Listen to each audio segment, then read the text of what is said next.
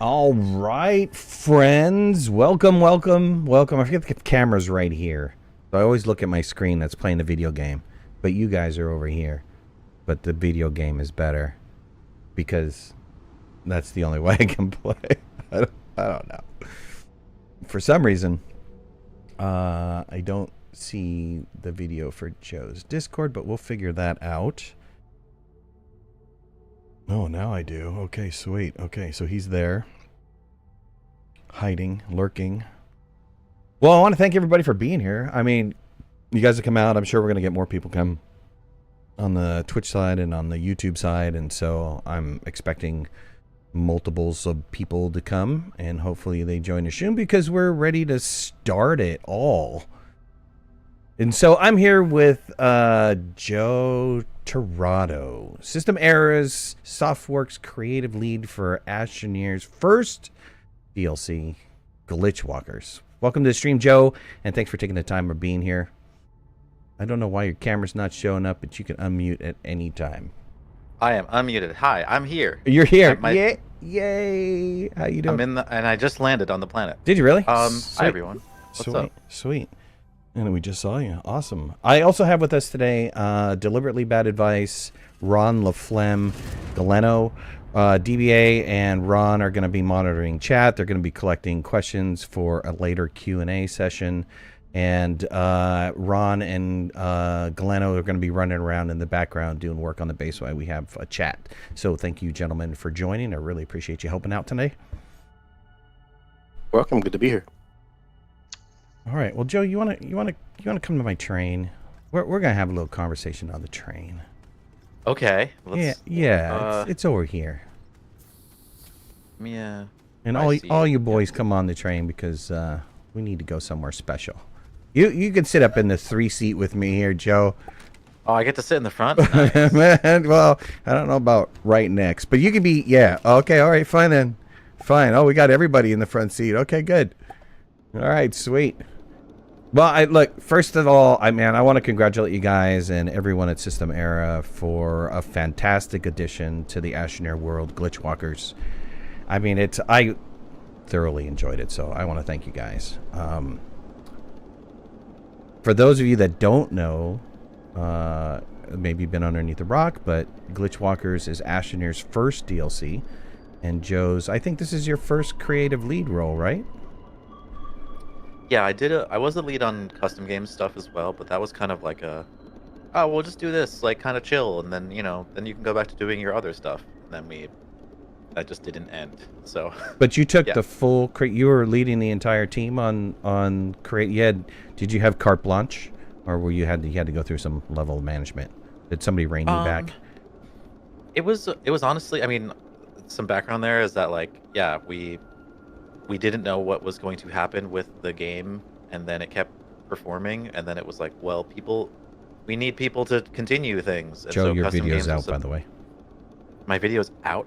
Yeah, I can't see you for some reason. I could see it on my side. I see myself. I can see now. I can restart it. Maybe, I think because you minimized, did you minimize something? Anyways, go ahead, continue. I'll restart. You gonna restart it? Start it. Yeah, so I was tasked with, like, hey, this is going to be the final update for Astroneer. You should get in on this. And I was like, I think I can do that. This is pretty, like, designy in the sense that, like, it wasn't super creative. It was more technical of, like, figuring out what we were going to do and how we were going to solve custom game stuff. And then, yeah, that went well, and we delivered on time and stuff. And then, yeah, then it just kind of continued just because the game was still doing well, and I was already in the slot, Like, I'm here. I can just keep it going. It's fine. Wait. But we had a pretty ambitious plan. This is your first time leading hey, Ron, can you fix the sky, please? Is this your first time, like, leading a team? I mean, outside of the custom games, like, taking this type of level of responsibility and stuff like that? For a game, yeah. I mean, I've worked on other creative teams before. I've creatively led other creative teams. But oh, the sky's going crazy. But yeah, this is the first time technically for a game, and I had support. Like, we had a designer on the team to help me, who jumped in when we realized this was pretty ambitious of a plan. But yeah, probably my first piece of content like this of this size. That's for sure. Well, Glitchwalkers takes place in a brand new glitch solar system that I don't want to spoil too much, but Blitz is, I think this is part of the trailer. So Blitz is kind of coded together for herself within the Astroneer training program, and players are tasked to traverse this new dangerous space and counterhack Blitz's storms and return the Astroneer training program back to normal. And if you guys don't know, it's already out. It's out on all platforms, right? It's coming out on Switch. I can say, maybe this is a little bit of a leak, but our target date is December 10th on Switch. But otherwise, it's out on all other platforms. Okay, and the price point $9.99 across the board. That is correct. All right, so $9.99 across the board in the U.S. Prices will vary country to country.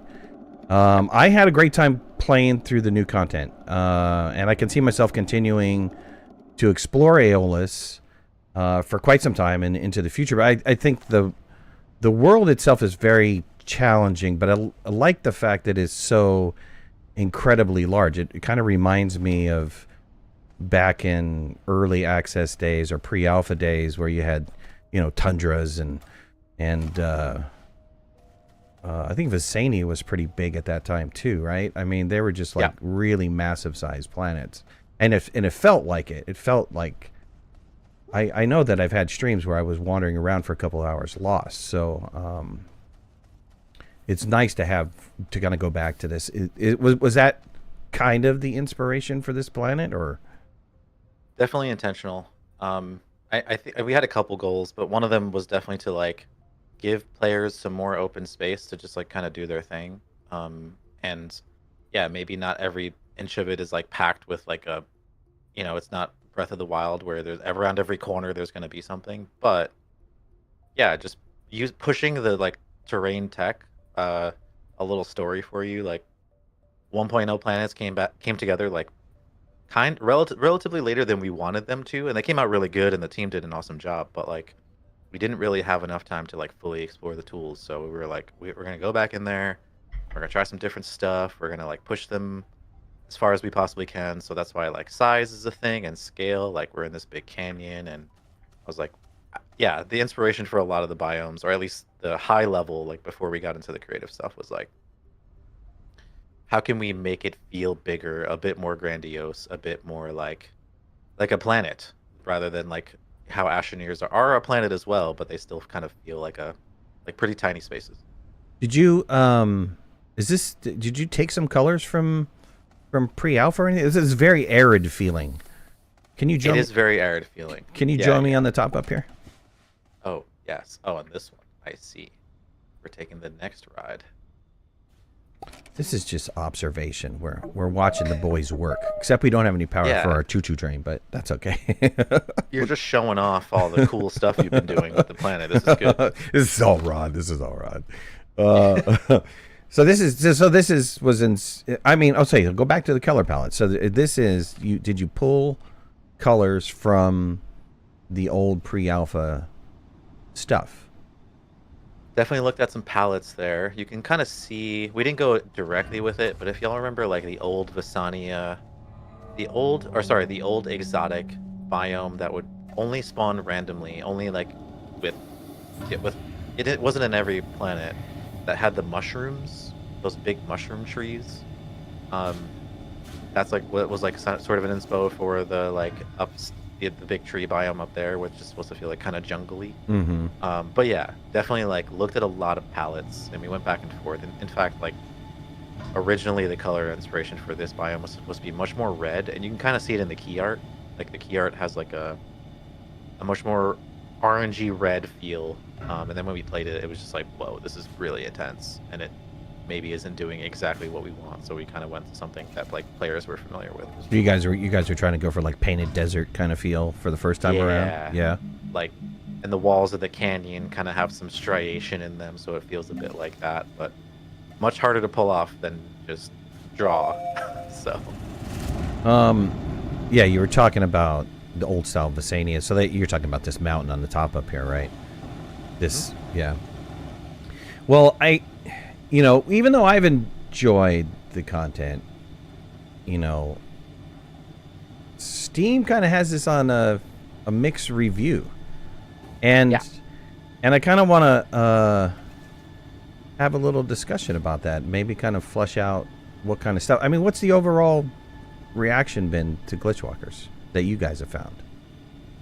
It's been definitely mixed. It's definitely polarizing is the word I've been using. We have a video like probably going out today of me kind of wrapping this up for like social and things.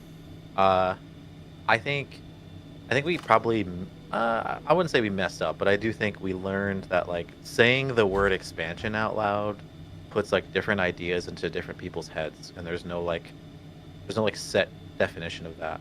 And I think we probably could have, or we could have maybe used that word less and focused on just like, hey, it's a new planet. We're focused on a new planet, which is what we were trying to say. That just felt more concise. But yeah, it seems like Steam's very polarized. It's weird. Like, I feel like other games, when I look at reviews on Steam, and this isn't just like me coping, it's like interesting to see. There's like very polarizing. You know, like some people are like, this stuff's awesome. You're like, oh, I had so much fun with it. And then there's other people who probably expected more or expected something different. And that's been interesting. I think we knew it would be not 90s, like no, more often than not DLCs for games, especially long-time games like ours. They have less review scores, like the score overall is pretty low. But yeah, I was maybe not expecting it to be as polarizing. I had a feeling that people would be like, hey, this isn't exactly what I expected, but it's hard. We have like, I was joking about this internally, like we have so many different audiences of the game. Like there's the people who played in early access, there's the people who played at 1.0, there's people who joined in when we did like Rails just for this, for automation, like Right. And so making everyone happy was definitely not the goal. We had like a couple main goals that we wanted to hit, knowing that like there's no way we can make everyone happy, so we should just make something cool for this audience, and then we can explore other audiences later, which I think will be fun. How well did you guys do? I don't know if you can divulge this, but how well did you guys do units wise? How many units did you wind up ultimately selling? Incredible. Yes, so we did really good. We were talking million, 2 million. What do you guys? Oh, I mean, not million units. Yeah. I mean, we had a projection for the end of the year, like from now till the end of the year, and we've already hit that, and then some, and so that feels pretty good. Like we had a budget for what we thought we would make in November, and we've surpassed that, and now we're chunking through December's revenue that we budgeted. So yeah, how many new players? This is I'm assuming across all platforms except for Switch, which hasn't come out yet, which is probably going to boost you another level, right? So how many new players across all the platforms? I should have probably dug this up. I think if I had to give you like a super back of napkin, right now there's at least 200. It's probably closer to 200K of like brand new. Just people, brand like, new users. Yes. Wow, that's amazing. So that's insane. Yeah, I mean, what's driving that? I mean, because Astroneer's been out for how many years now? 6? Yeah. 6, 7. Well, if you do pre-alpha, you're going 7 or 8, We're right? Getting to 8. Yeah, right. So what was that? Just an incredible marketing feat on your guys' part, or was it because it was on sale? Really good at my job. Good price. Go back to communications director. There you go. Yeah. No more games for you. Yeah.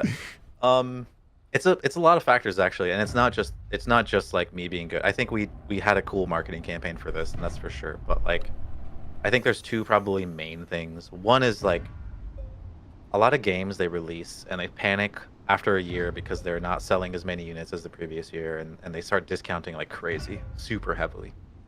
And if you look at our cadence for discounting, I was very like protective of that, and I was like, we can still stretch this out. We're still adding really cool content. Let's not do any fire sales, and we never did. Like, this is the lowest price it's ever been. We were very deliberate about that. Like, we stretched it out. Maybe some internal people might argue we stretched it out maybe longer than we wanted to. But so there's that. There's a lot of, and we have like 1.8 million wish lists still for the base game. That's a lot of people. Get out. And you guys are selling it like what, 50, 60% off or something like that? What's 67? Yeah. 67% off. So we knew what's the next stage is like what, free? 75% off. The next stage I guess is 5. But that's like we won't hit 4.99 for a while. We're gonna hover Right. here for a bit Right. because it's when you get that low, it's kind of like that's what you do when you aren't gonna support the game anymore. You're like, Right. all Yeah. right. Right. But since we're gonna keep doing that and keep adding free content, right? Like 9 feels like a nice spot, 9.99. There's also just like the psyche of a person where they're like, I'm not, every game on Steam eventually gets to that price. Uh, it's just a matter of like how long you're willing to wait. And I yeah, don't know, man. Factorio, I've been waiting for years for that thing to go on sale, and never has. it's true. That's true. Yeah, He's- I wish we would have. I wish we could do that, but I think we held on pretty long to the current price point, which was like 15 for a while, like maybe 2.5 years. And conventional thinking would have said, hey, literally, that should have happened like 5 years ago. Like after Right. the first year, you go down to 50% or something like that. Right. So it was very deliberate. And then also like Astroneer has become, it's like in a bucket with other games like it where people kind of play them all. So, and this is really hard to do, and I'm so grateful that it's happened. But like, Satisfactory comes out, everyone plays that. Right. It's an amazing game, incredible title, right? Right. And then people are like, well, what's the next game I'm gonna play? I bought that one. What else do I buy? Right. And we get mentioned in that conversation of a game like that. And so what ends up happening is like as the years go by, if you can get in that top 20 or that top 10 of like where people expect, like people recommend this game because of this other game, or this genre because of this other genre, you just stay relevant. Like, and we have a lot of crossover with like No Man's Skies of the world, Right, but also the right. Satisfactories, Right. but also like the Arcs and the Conan, like we're Right. in those buckets. So What was the why go with the rush? I don't understand. I'm always curious about why people try to sell. Everybody tries to sell at the same period of time. Are you just trying to grab? It's a mass feeding frenzy, and you're hoping to get the fish that come in. Why not jump the gun and be like 2 months earlier? yeah, it's hard. There's a lot of patterns. We learned about this. Like we've done some pretty big updates in August before, Mm-hmm. and there's just less people playing games in general. Like if In you look at the summertime. numbers on our side, Yeah. yeah, it's end of summer. People are getting ready for school. There's a lot of stuff there. It's like there's even something as simple as like, oh, it's everyone's getting ready for football and season. Yeah. There's so much stuff there. Right. So but at the same time, normally what we would have done is done an update in December, and we actually pushed it up into November so we could have our own little moment ahead of like the autumn sale and the winter sale. Like Right. that was a very deliberate choice to like. What do you See guys if we do could- for that? Does Steam allow you to go back-to-back sales? I mean, you're selling pre their Yes. winter sale. Do they allow you to do a back-to-back sale? Oh yeah, so Yeah? this is how we game the system a little bit. This is where the marketing comes in. planning. I want to know. So like, yeah, so like legally, you can't sell the game. You can't like once you run a discount, the rules are in some countries that you can't just like discount it forever. So you discount it for a certain period of time, and then you can, then you have a wait. I'm cooldown sorry. after Roll that back a little bit. You said in some countries you're discounted forever. No. It's just like some countries have protections for this. So Steam's overall rule I see. to sort of cover everyone is that you have a cooldown after you run a sale, and every platform has this. Like you basically won't see a sale within 30 days of another one, unless it's one of Steam's platform sales. Those don't count towards the cooldown because it's like an event. So, we've done that before. I'm sure you've seen it. Summer sale comes out. Yeah. Our content launches, and then we're on sale until mid-July because Wow. we're in the event, but then we also have our own sale afterwards, and that lasts 2 weeks, and we get a lot of people in. Wow, that's kind of fascinating. Well, you guys that are all joining us, I appreciate you guys being here. And for those of you that are kind of joining late, we're talking to Joe from System Era about Glitchwalkers. And so if you haven't seen it already or looked at it already, jump on many different platforms, have it advertised for Astroneer. And if you haven't been on Astroneer and you haven't played Astroneer, definitely get on there and play it. Well, it's not been all roses, right? So unfortunately, there was some huge problems with Xbox users experiencing the issue with the release, right? So what's the current state of the Xbox issue? When can people expect to have that resolved? What's the deal? Will you have any warnings that you want to tell people?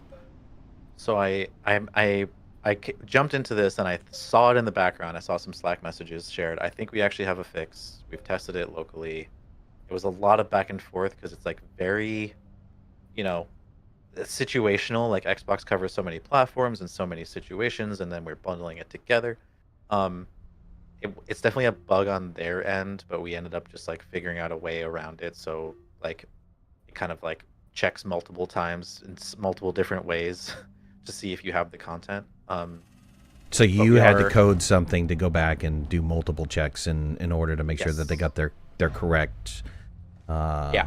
Yeah.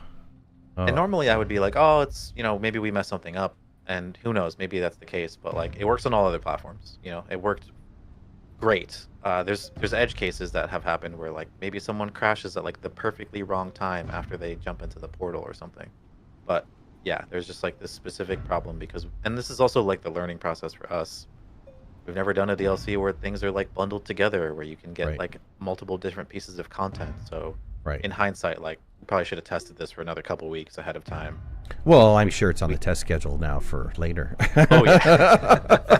It's like, let's not do that again.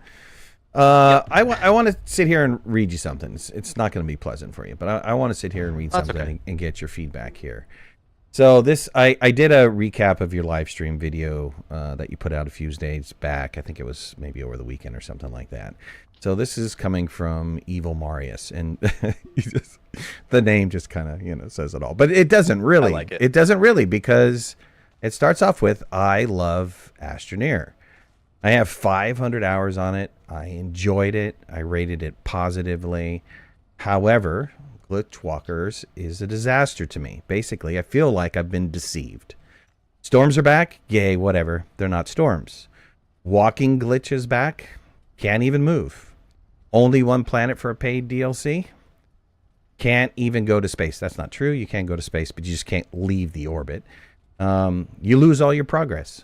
Progress locked behind a story.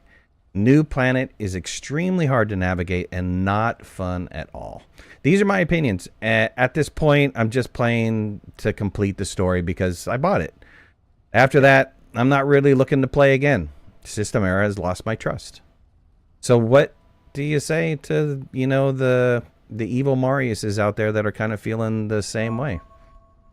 I I would say, first of all, I obviously appreciate the feedback. It's cool to read, even if like the thing I'll say in general about feedback that we've gotten is that like there's no one out here being like System Era are evil and they're the worst. Like they stole my money and whatever, right? Like it's mostly constructive, which has been really nice because I get to focus on like how I ingest that versus like people arguing with each other or something like that.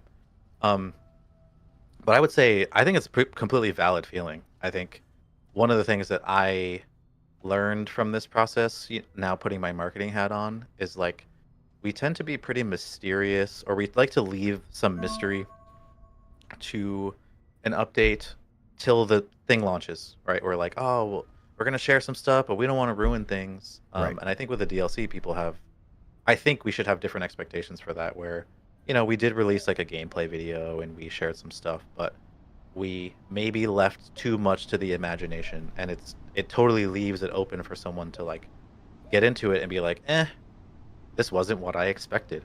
And I think that's valid. I think that's like when we decided to do this thing, we knew there was like probably three big things, and I would hammer this with the team, that like people would be disappointed by no matter what we did because of the choices we made.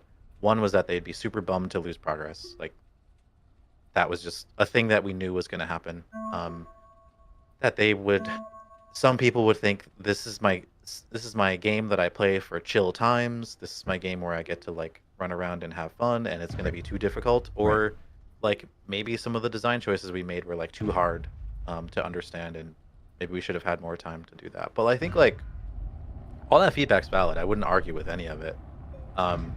I think the thing where we could have probably done better on the comm side is like being super explicit about the changes that we made, and let people decide with more information than we probably gave them.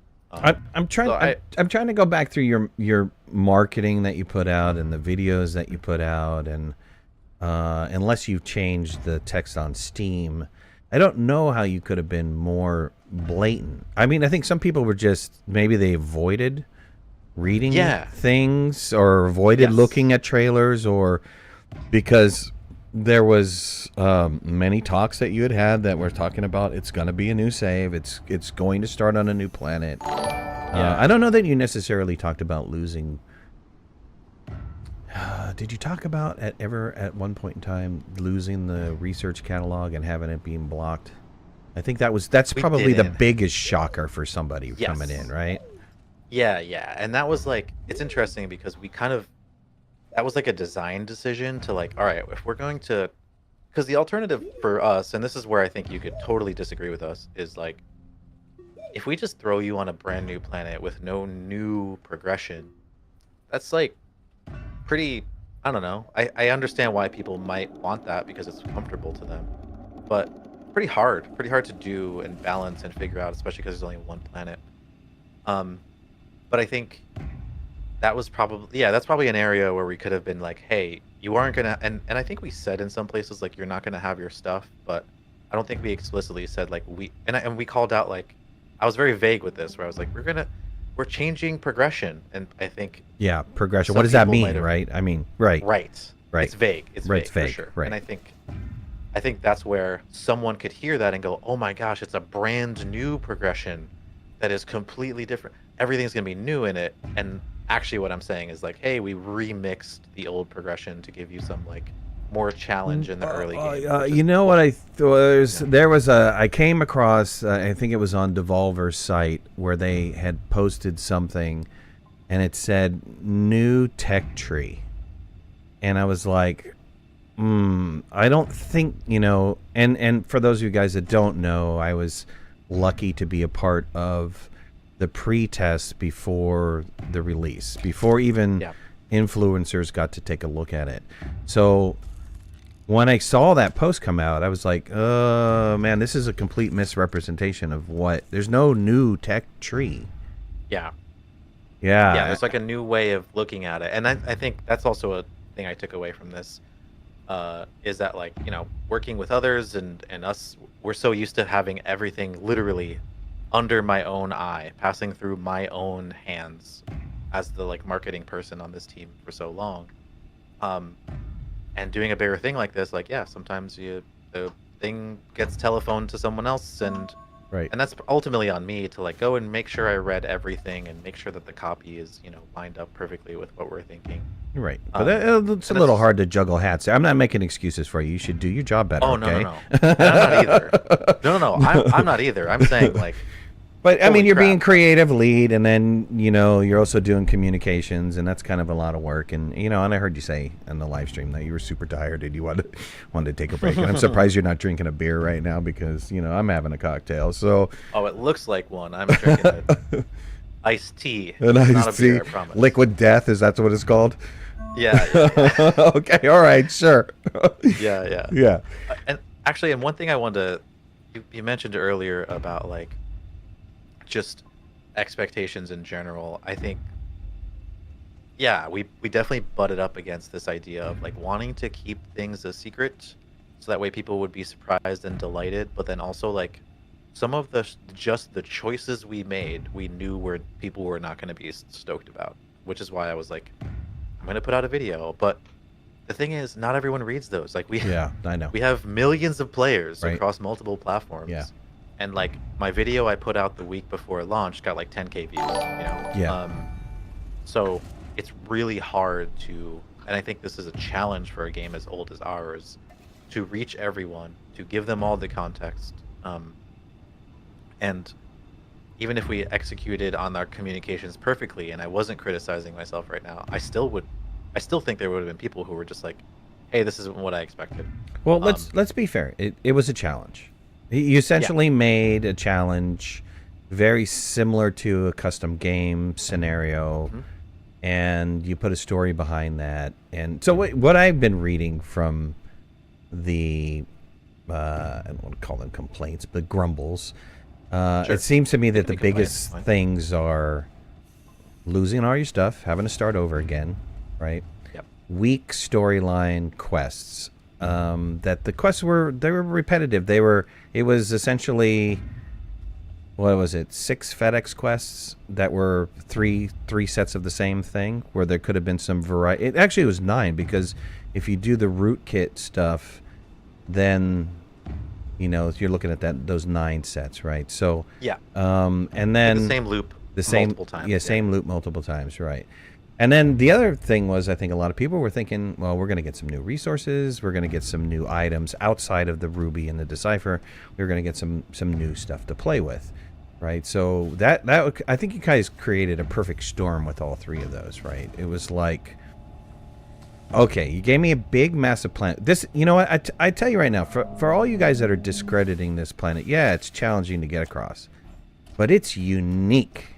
I mean, if you've been in the Astroneer world from pre-alpha all the way through, and if you haven't, even if you're a new player and you're going to Silva and Glacio and all that thing, you're not going to see a planet like this. This is extremely unique planet, and there are some challenges behind it. And one of the things that really excited me about this whole thing, yeah, I knew what you guys were going for. I saw it the moment that I started reading the text. It's like, this is a challenge, and that's cool. But what it made me feel like, being a long-time player, and maybe some of you longtime players out there can turn around and answer back to this, but I felt personally that I was playing Astroneer for the first time all over again. That's how impactful it was for me. But I can see that as a new player, maybe there's a lot of confusion going on. Why is the base game different from this DLC?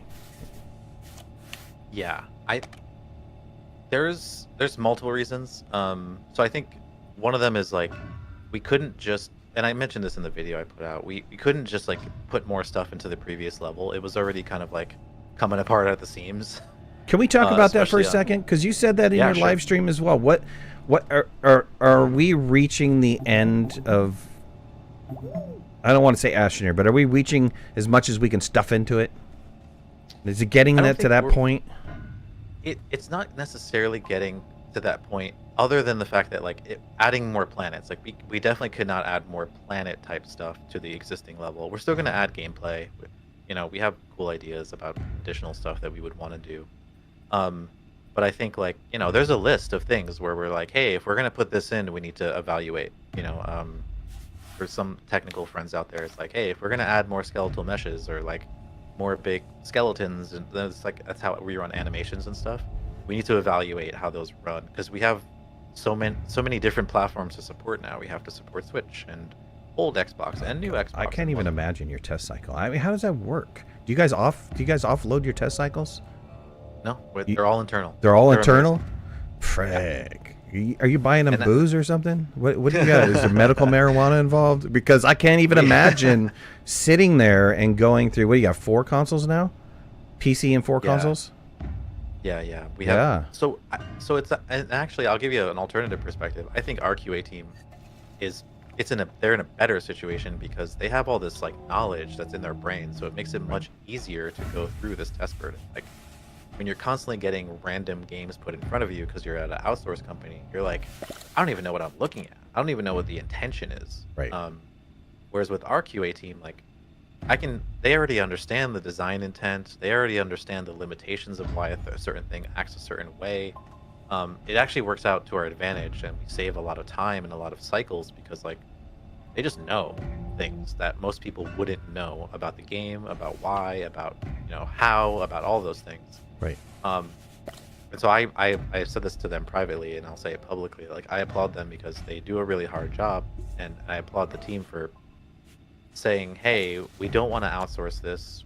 We want to keep this knowledge in-house. We'll pay for those people to be here at the studio full, and we support them. Like, our QA team has got a full team, and there's a lead, and there's a director, and there's lots of different like members of that squad. So I think we do something that's unique in this space, where a lot of people look at QA as like a cost saving. They're like, we'll just find some other company to test our thing, and that's when you end up with a lot of edge cases, because people don't know how to play. We have 8 experts all the time who are there ready to jump in, who have like insane knowledge about the game, right, that you can't just buy. But I do think, it's hard. It's definitely hard. I started in tech in my very, very early 20s in the QA department, and then fought my way into the development area. And We had that too, which has been awesome to watch. and you know what's amazing to me is that QA ultimately doesn't get enough love, because they're not, and they almost seem like they're the bad guy because they're finding stuff maybe at the 12th hour, and you're like, oh damn, yeah. I've got to sit down and code for another whatever, and then they have to do another test cycle and stuff. And so you know, I have a deep love for QA. Even when I was a developer, sometimes I just hated when they, you know, reported a defect to me, but it was like, I know you guys are doing what you're doing because you're making this better, and it's making the entire product better, and I appreciated it, you know, even though I was secretly cussing them out behind it. I was like, no, no, we're ready to go gold. What are you talking about?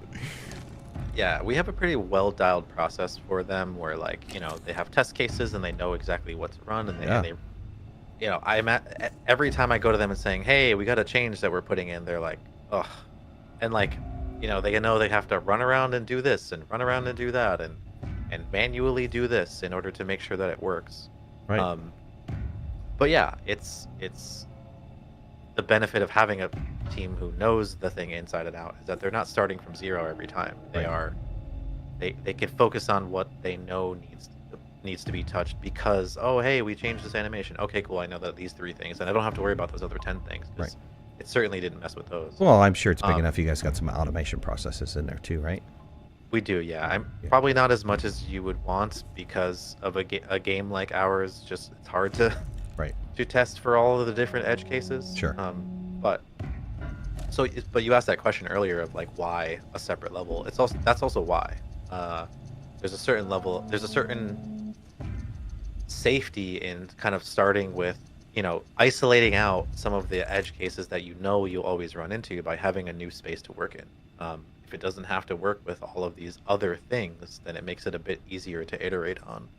And we're just running into that with development of Astro, where it's like, okay, well, if I put this thing in, now I must literally sit here and think of every edge case from every piece of content that we've ever added in. Right. And it's hard. It's slow. You know, Right. people are out here like, oh, you should just change this right now. And I'm like, Right. yeah, I could go to the editor and change a number. It triggers an entire process that takes like 2 weeks in order to get that thing out. And I don't think it's 2 weeks, it's less, but like maybe with Switch it is 2 weeks. But yeah, it's you can't just make a little slight change and throw it out here. We have so many players, we have so many different save types and different times when people played. Like, that's all we have to, you know. And I think, you know, I will give that team a lot of credit. I think as far as bugs, like gameplay bugs in this content, we definitely have less of those than we maybe have had in the past. And you could argue that, like, oh, well, there's less brand new mechanics. But I do think, like, relatively for like crashes and for like things that we normally run into, I think this has been smooth, minus that big Xbox thing. Well, it's not. Well, let's talk sticky feet. Ah, yeah. I mean, that's something that's been around. You know what? Oh God, I reported something back in pre-alpha when I started to experience something with sticky feet, but couldn't really explain what was going on. It's been around for a really long time. Why hasn't that been squashed yet? Can't find it. Oh, it's been How does it keep squashed. coming back? You guys merging in branches and missing something, or what's going on with that? So I don't know why it's back. And I will say that I think I ran into it mostly around the starting area. So there's like something weird there with terrain generation, but it's an artifact actually, and this could get really nerdy, right? It's a floating point problem where, because we have a solar system that has like physical space where things span out over that space. There was a point in time where we basically had to take all the planets. All right, even more technical. Let me go one layer deeper. All the planets exist in the solar system at any given time, but they're like packed in the corner. You see a planet in the sky, and you go, "Oh, the planet's right there." It's not. It's a proxy, right? And all the other planets are kind of like in a physical space, but you can't see them. And they were too far apart. So in the physical space, they were too far apart. So that's why, like, when you went to radiated back in the day, or sorry, not radiated, Aatrox, it was much worse there because it was further away than from the center of the level, and it would cause these like issues with like the game not knowing where you were or slightly moving you because it was trying to figure out, you know, to predict or detect where you were because you're running around. Um,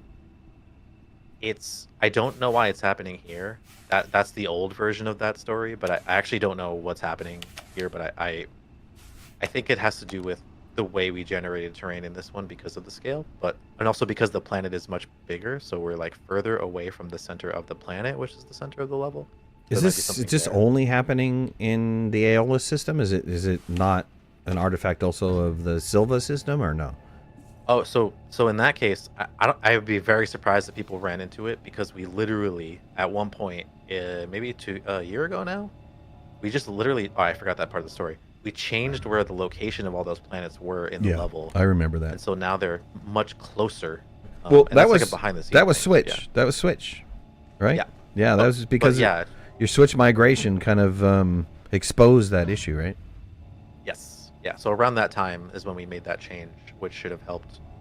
But yeah, I mean, there's plenty of the bane of my existence is some machines that's, you know, run slower, stuff falling through terrain, and it's a bug that like it's like a bounty at this point, right? It's like the great white whale of Astroneer, where multiple people have attacked it and then been churned out and spit out by it, and it's just a thing. It's just a thing that's in there. Right.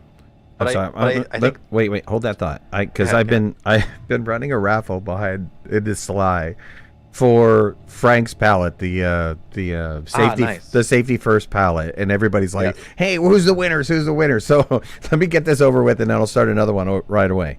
So I'm gonna pick the winners here. I'm gonna have 2 winners. First one's the Nerd Too Late.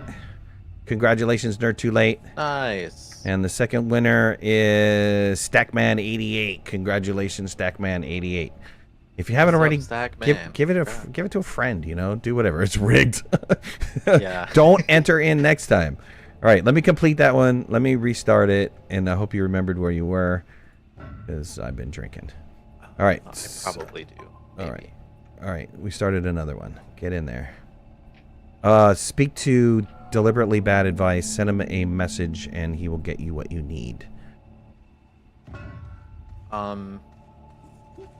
Where did I leave off? I remember now. I think a piece of feedback that I or a retro item is like. So actually, behind the scenes, we actually spent like we used up a month of development basically. For Glitchwalkers, to go and fix to basically try and spend some time to fix some long-standing stuff. Oh, nice. Well, yeah, there was supposed to be a moon, right? Yeah. Oh yeah. We had to cut some things, but we literally were like, hey, we can't keep doing this. We can't just add a bunch of new content without at least looking at some of our long-standing stuff and saying, hey, we fixed some and maybe we didn't, but here's why. And this was on that list. And same thing. It was like back and forth of trying to fix. And it's basically like, do we need to go back and like rewrite how we just do items in general to get rid of this? Like it was that scale of problem. And where the game is right now in its life cycle, like it's just not possible. Where, you know, the team that's worked on this stuff, I think people would be surprised to hear how small it was. How much completely off topic, because I'm just flying off the seat of my pants right now. I have a million questions to ask, but how much knowledge have you lost over the process of 9 years? How many core developers have left? Not that much. Oh. Our turnover has been pretty low, and we have a lot of people. I mean, like, the anecdote I'll give you here is like Brendan. So we built this planet, and there were some bugs with it. One of the interesting ones that we saw was like weird generation in the canyon, actually. And like Brendan is the person who wrote the system. He's the one who made it, and he's also the CEO of the company. But he was like, "All right, don't worry." We assigned some bugs to him, and he came in and like fixed it up and fixed up the thing, because he was the person who had the knowledge on that in that case. Another example is like Spencer. Spencer's the one who created all the sort of planet stuff in the past, or it was like running that process, and like Spencer jumped in and helped out in a huge way with the team. So I think like we've kept a lot of people here. The sort of maybe not issue, but the thing that we're running into is like, you know, you work on something for 8 years and you're like, hey, what's next? Yeah, you're done. What else? Yeah. Yeah. Yeah. I want to try some other stuff. Right. And we're in a situation at the studio where like we've been successful enough that we can think about at least, and I'm sure this question would have come up. Think about other things. Don't go there yet, because we'll get there. Okay. Yeah, okay. we'll get there. It's on my list. That section of the video. Yeah. Okay. It's on my list for sure. Let's cycle back, because you touched on this a little bit, but you know, first DLC release. I mean, what did you guys? What are your major takeaways? What did you guys really learn? I mean, okay, communication problems, yes. Yeah. What else were kind of things that you're gonna, you know, go back into the meeting room and kind of noodle out and figure out how to do better? I think it was there's so much, honestly, and we're still kind of digging through it. I think one thing that we probably want to do for future content is to actually like not make classes of content, but like really be explicit about who this thing is for in our audience. You know, if I go and I make a big automation 2, I don't know, I'm just throwing out random ideas, right? Yep, we'll get there. That's for a specific audience, you know, and some well, is it people really? are like, ugh. Is it really? I mean, you have how much? Here's what I want to know. I mean, every studio does. You dropped out of this little chair. What are you doing? Well, you can't go running away by yourself. I'm sorry, sir. All right, back to safety. Sorry. What? Oh man, I distracted you. Yeah, you totally did. Good job, Joe. That was exceptional. I go ahead. Go with your train of thought. It'll come back to me. No, I think. We were talking about different groups of audiences within our audience. I think that's where you were about to riff off, because I had mentioned that. Yeah. Okay, so let's go back. You're collecting data. All software companies collect data on their users. You know, I thought it was very, very interesting way back when. I don't know when you told me this, or it was in a live stream or whatever. That was like 80% of the people don't even leave Silva, or something, some crazy number like that. And I'm like, how can you? That doesn't make any sense to me. As like, that doesn't make any sense to me at all. So you abandoned the game before you went on to the next level of the game? Okay, all right. Yep. It's crazy. So, I mean, what kind of metrics are you collecting with it? What has it told you that players are really doing? We did a survey last year too. I don't know if you remember that happening, kind of in the beginning of the year, and challenge. So a new place came up, like almost universally. Everyone was like, "I want new places to go," and that was really the catalyst for this even becoming a DLC in general. And I asked this question multiple times last year, like, would you pay 99? Would you pay money for a new place? Would you pay money to go to a new planet? And like, you know, our internal stuff that we were looking at there, people were like, yes, absolutely, we'll do that. And I think that's where the sort of like expectation versus reality thing came in, where we were like, well, we're delivering an awesome planet. Like, I'm really happy with how it came out. That was one of our major goals, was to do something really cool and really different. Challenging planet for sure. But the additional stuff of like, hey, well, I want more. I want to see more of this or that. But yeah, we did that player survey, and the overwhelming, like, number one response was like, I want a new place. And then the second big bucket was like challenge. I'm good at the game already. I beat all the stuff. I want some challenge. And I think you fall into that bucket of like, you know, I want to see a different version of this, or I want to feel like I'm being pushed back on by the game itself. Right. And so that's like, if I had to give you the two goals of this DLC, that's what it was. It was to deliver an awesome new place, and then to give you some new challenge and a different way of looking at Astroneer that would, you know, take the skills that you already have and push them beyond. Well, let's circle back to the question. So what were the takeaways from the DLC, though? All right. So the takeaways from the DLC was that, not everyone likes challenge, and maybe we were listening too much to like a smaller audience. Small, of like the who, 20% instead of the 80%. Yep. Yeah. And I think the thing we can't forget is that like Astroneer is built to be a chill game with no consequences. It is built to be, uh, you know, just my game that I hang out in and I run around and I have fun. And we definitely like pushed back on that idea pretty hard with this content. Like, Yeah. we took all your stuff. We made it pretty difficult for you to move around. Yeah, but what's the planet is super flip hard. side of that? So you give them a new planet with the same base gameplay, and it's like, you gave me a new planet, big deal, right? I mean, so Yes. right, Now- so Now you're understanding the no, predicament that's software that we're in. development in general, right? The change yeah. is hard. Change is always hard, and God, I remember when they switched from the newest version of Word from '95, and it was like, oh my God, you took away my menus and you gave me a ribbon. What? It was just, it's like, I understand it from a development perspective, but from a game player, the way this was laid out, I mean, I guess it'd be really interesting to know is if the people that are complaining, are they new players or are they old players? I want to dive into that. I haven't actually fully gotten that yet. I think there's a contingent of like older players who don't have all the context maybe that, and like I said, they're not watching videos, they're not seeing my gameplay video that we posted, Right. and really diving into that. But I think there's definitely some older players who were just like, it's the double whammy of, why'd you take my stuff away and you moved everything around?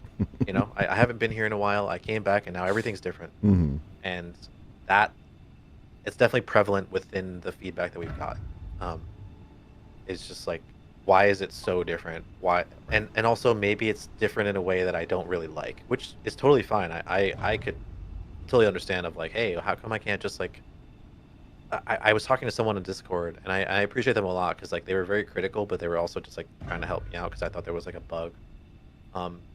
And what they did was like they jumped in, they know where laterite and malachite are because that's normally in the cave layers, so they immediately went down to the caves. Dude, don't get me started. So did I. Yes, exactly. And that's a failure on our part, right? To like communicate that better, and I think we have some stuff that we're gonna do. We're also I don't. You see that as a failure? You honestly see that as a failure? I mean, I see it as a go ahead. failure to communicate that you should go in expecting that things won't be the same. Okay. Not to tell you exactly where things are. Yeah. Right, but to be like, Yeah. but to set the expectation with you ahead of time that like, hey, the things forget them. Just use your eyes and Right. use your hands and feel this thing out because it's gonna feel different than it did before. I was first reaction was, what the F? Why aren't things where I expect them to be? Second reaction when I actually broke into the cave was, oh my God, how the heck am I going to do this? Right? Right? I was there. Yeah, I was well, in your yeah. stream, You distracted me. It was all your fault to begin with. I mean, I was fine until you came on. Yeah, that's true.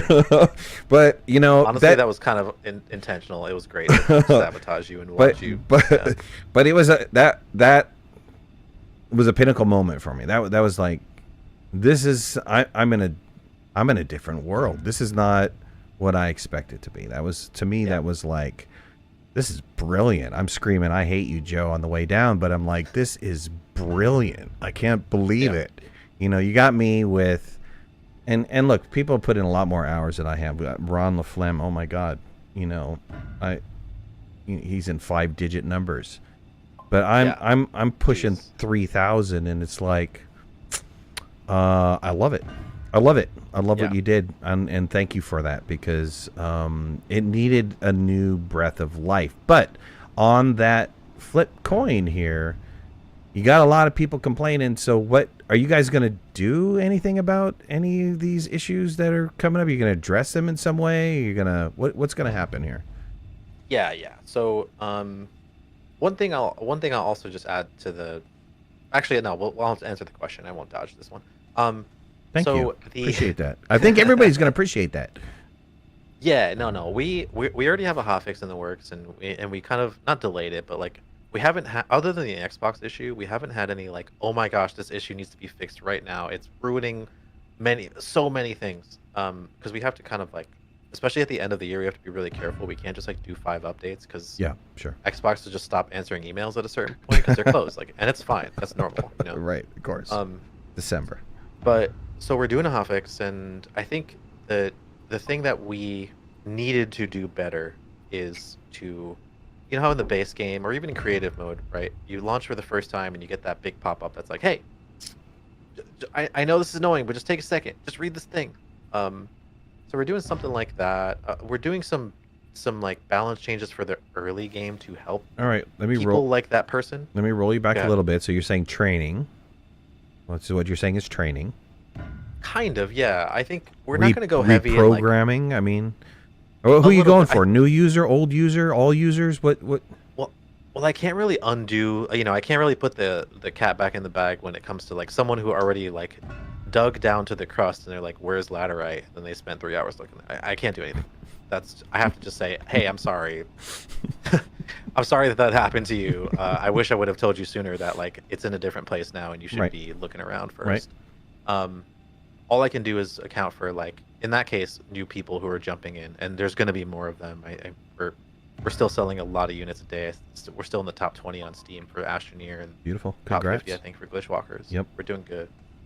So early game is what we're looking at right now. Also because it's easier to make sure that we're not breaking anything else. And so, you know, just making sure that like when you get to your first storm experience, you're not like you can actually see in there that the terrain isn't like super harsh. I think this is a thing that we tweaked a bunch in the early game, which was like alpha storm peaks are kind of brutal, and they used to be way worse. They used to be like they had chasms in there that would go super deep, and you'd fall in and die.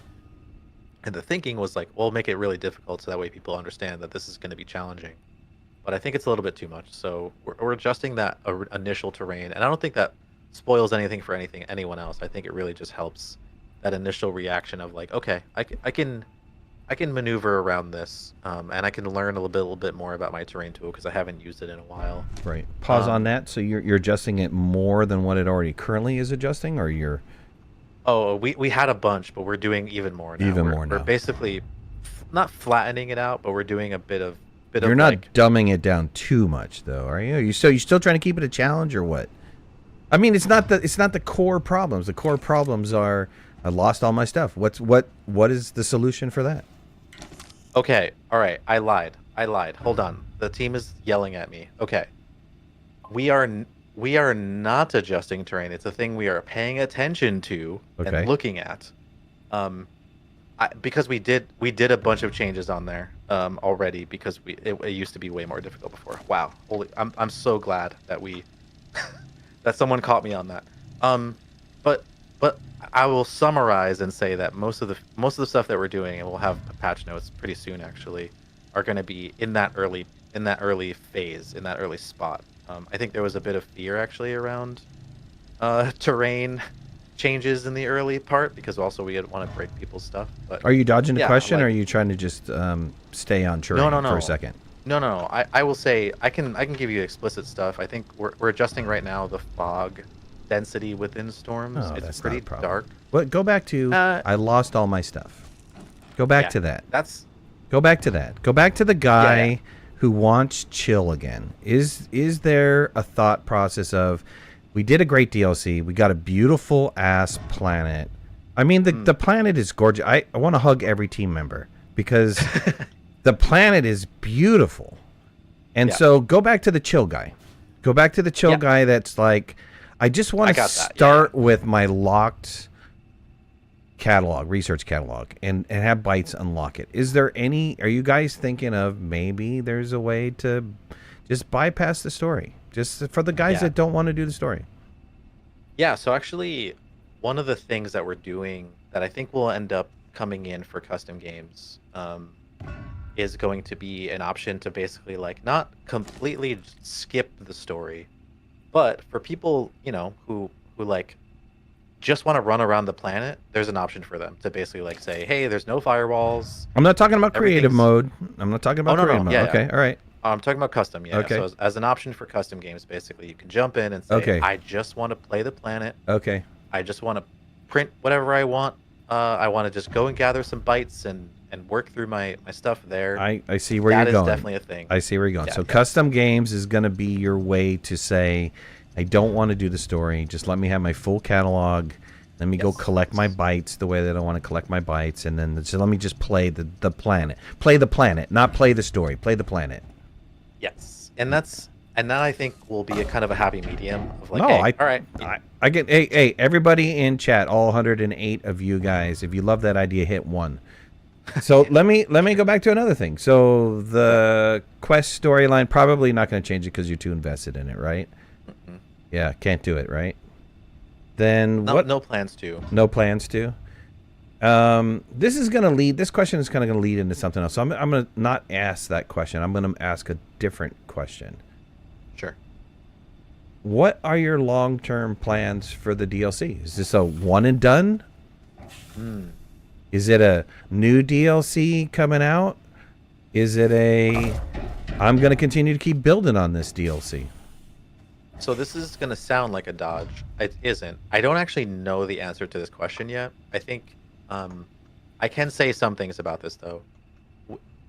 Even with the feedback that we've gotten, people are, there's some polarizing ideas on it. We've confirmed that, like, people still care about Astroneer and want to see more stuff in it. Shit, you guys are so humble. It's sickening. It's like it's like putting honey on a piece of already cake, right? Putting it on a cake. Come on, the community loves you. You know what? I see Astroneer as Minecraft in space, and Sure. it just seems like it just it doesn't. It seems like we're bumping up against technology restrictions, right? It's like I can't do this. I can't do this.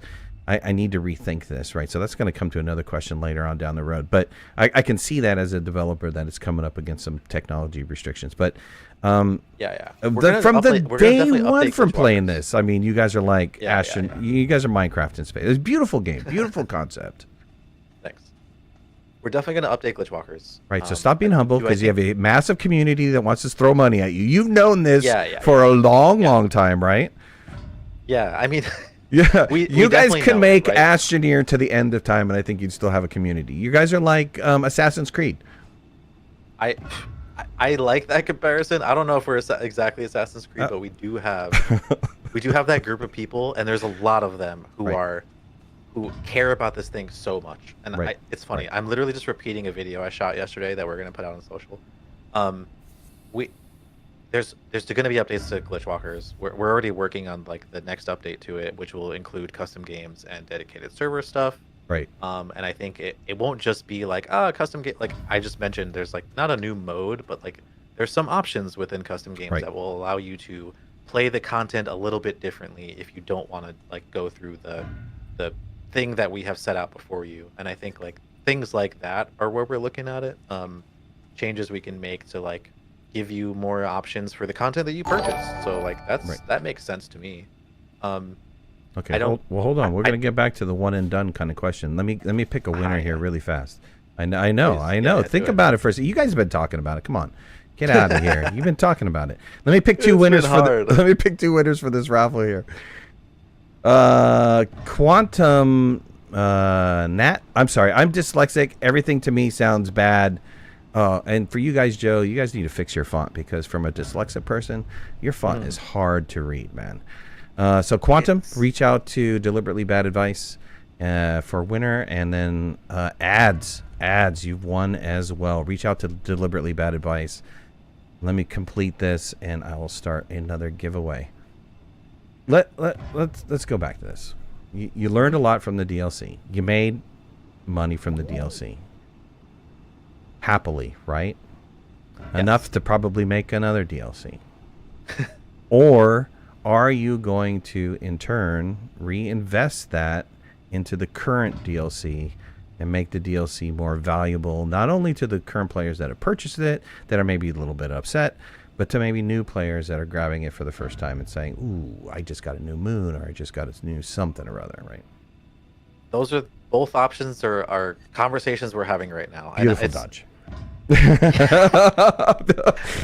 because I was going to tell you that those are the options. Right? Those are the I options. think, Okay. All right. yeah, it's hard to say because we also have to talk about just like resource, all that stuff. Well, But yeah, well, let's I talk think, about it because that's my next question, right? So if you yeah, continue to build on the DLC, then you're splitting your workforce, yeah, right? exactly. You have talked about I'm going to continue to keep supporting the main game. You just said this in your live stream a couple days ago. And Yeah. then you're going to say, "Oh, well, I'm going to continue to keep supporting the DLC." I mean, how do you manage that? How many people do you guys have now? Because last time I talked to you, it was 30. Has that changed? That number changed? It's more. Yeah, it's more for It's sure. more. But Okay. not everyone's working on this Oh, thing. we'll talk So about that soon too. yeah, get ready for my artful dodges there. Yeah, that is the problem, right? I think you have to balance, like we can't just split the team evenly. You only have an next number of artists versus Yep. a number of engineers versus, so Forget having it. to, Engineers QA department. I mean, everybody all down the yeah, road. I mean, it just because you split it in half, right? So, yeah, absolutely. So I think that is the conversation. I think no matter what, we will definitely consider, like I'm talking about right now, like right, some feature updates to Glitchwalkers, so that way like people can get some more value out of it. I don't think we're gonna go back and like change the story and add a bunch of extra cinematics. I will say, like, one of my regrets is, and I think this is what I wanted to say earlier about just like the whole point of this thing was that it was supposed to feel like Blitz was the person who was making these changes, which is why it was supposed to land like that way. I think if I had more time, I would have loved to set up that thing in the beginning a bit more. Narrative had written like 80 missions for this thing, like a lot, which wasn't possible to do, but just have it be a bit more like, hey, this isn't just Systemera's decision. This was Blitz who did this to right, you. right. And that's where I think I regret not, like, oh man, if we had a couple more weeks, we could have like really put some more missions in the beginning to conceptualize the idea. I think the idea is a good one of like, one of my favorite gaming experiences ever is playing Destiny 2 when you first do your thing in the Red War and you don't have any of your guns and you don't have any light and you're like, what do I do? I everything that's familiar to me is gone. Right. But we didn't do that. Anyway, okay, sorry. That was my little tangent. But yeah, we'll definitely update Glitchwalkers. We're already planning on doing this like little Custom this games. update to it. Custom games to it, Yeah. right? Yep. The custom, and I can tell you a date that we're going for. We're going for like early Feb, so probably like around anniversary time. Sweet. That's a leak for you.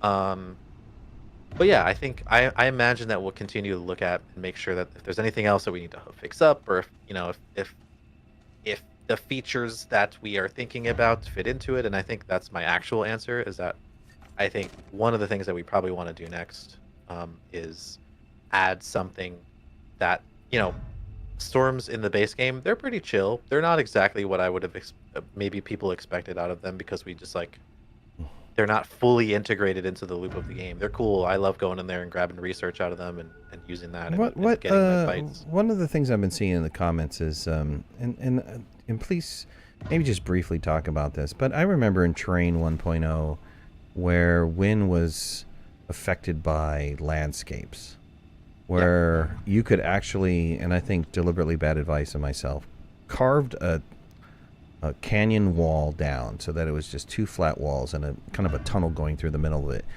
And the wind essentially flowed through that tunnel, and we were able to have endless power because of the wind was coming through that tunnel. But in Terrain 2.0, you changed that. Wind doesn't seem to be really affected by storms or by landscape or by any of that anymore. So I've been seeing a lot of comments of like, you got a storm, and I totally expected to bring my wind power in there and have it completely blow all the time. And why is it not doing that, right? So the physics behind that. So is that just a choice of Terrain 2.0, or is that, or a limitation of Terrain 2.0, or is that just what, you wanted variable wind? You don't want anybody to rely on wind anywhere? I mean, what's the thought process here? It's like, man, I wish I had more time to actually sort that out and figure it out. Gotcha. It is a thing that we are thinking about for future stuff. And I think right now, actually, hold on, they're hitting. Yeah. it's a conversation that we're having for this next update for Feb. I have both people hitting me up being like, so we added some wind and solar modifiers inside of storms for our update, our next update, which is Glitchwalkers, whatever, Glitchwalkers V, whatever. Well, like, whatever we're developer calling said, that I'd thing. give him a cookie because he deserves it. Okay. Yep. Oh yeah. So there you go. There's an answer to that. And I think there'll be even some variables where you can like adjust it via custom games, which is cool too. All right. So Let's yeah, get to. I think so. No, This is an example though of a thing like that where it's like, hey, actually, this is like not that hard to do, and it will make this experience better for both. Base game you and know what? expansion. I saw this actually. This comment kind of disheartened me. It was you guys were really sciency at the beginning pre-alpha. You were really sciency, and at some point in time, and I don't know when it was, but you backed away from that. And so one of the comments that I saw that was written to me was like, I'm so sad that System Error went from, a very sciency kind of game to more of a not so sciency type of game. What's your response to that? I would say I think that's a hard line to walk, and a lot of other games do it. And I think part of the reason why Astroneer has seen the success that it has is because we haven't just been like, well, we're limited to this because like that's not real science. Right. We're rooted in that for sure, right? Anytime we can think about it, we're hoping that we can lay that in, but it's not a thing that we can like. It's not that fun to be like, oh, like think about all the things we would have to do. Dude, in I'm this not game talking to about change. stationaires, man. You ever play stationaires? Oh yeah. Oh yeah, my yeah. God, that thing is like you need a degree to play that thing. But that's for someone, and I appreciate Yeah, that no, they it stuck is. to their guns. There is, yeah. And they were like, it's the most meticulous. If you Yeah. manage to cross these wires, your whole ship will blow up. Yeah, There's right. something magical about that. Right, you don't mix the hey, right gases together, you die, right? I mean, it's insane. You got an exposed wire in here, and it creates a spark. Well, Yep. guess what? You're done. That's really cool, actually. But I think like it limits your the people who are going to play your game. I think, and I think that's fine. But we've definitely wanted to be rooted in science ideas without being tethered to that by like, well, I guess we can't add an interdimensional whatever. You know what I mean? Like that.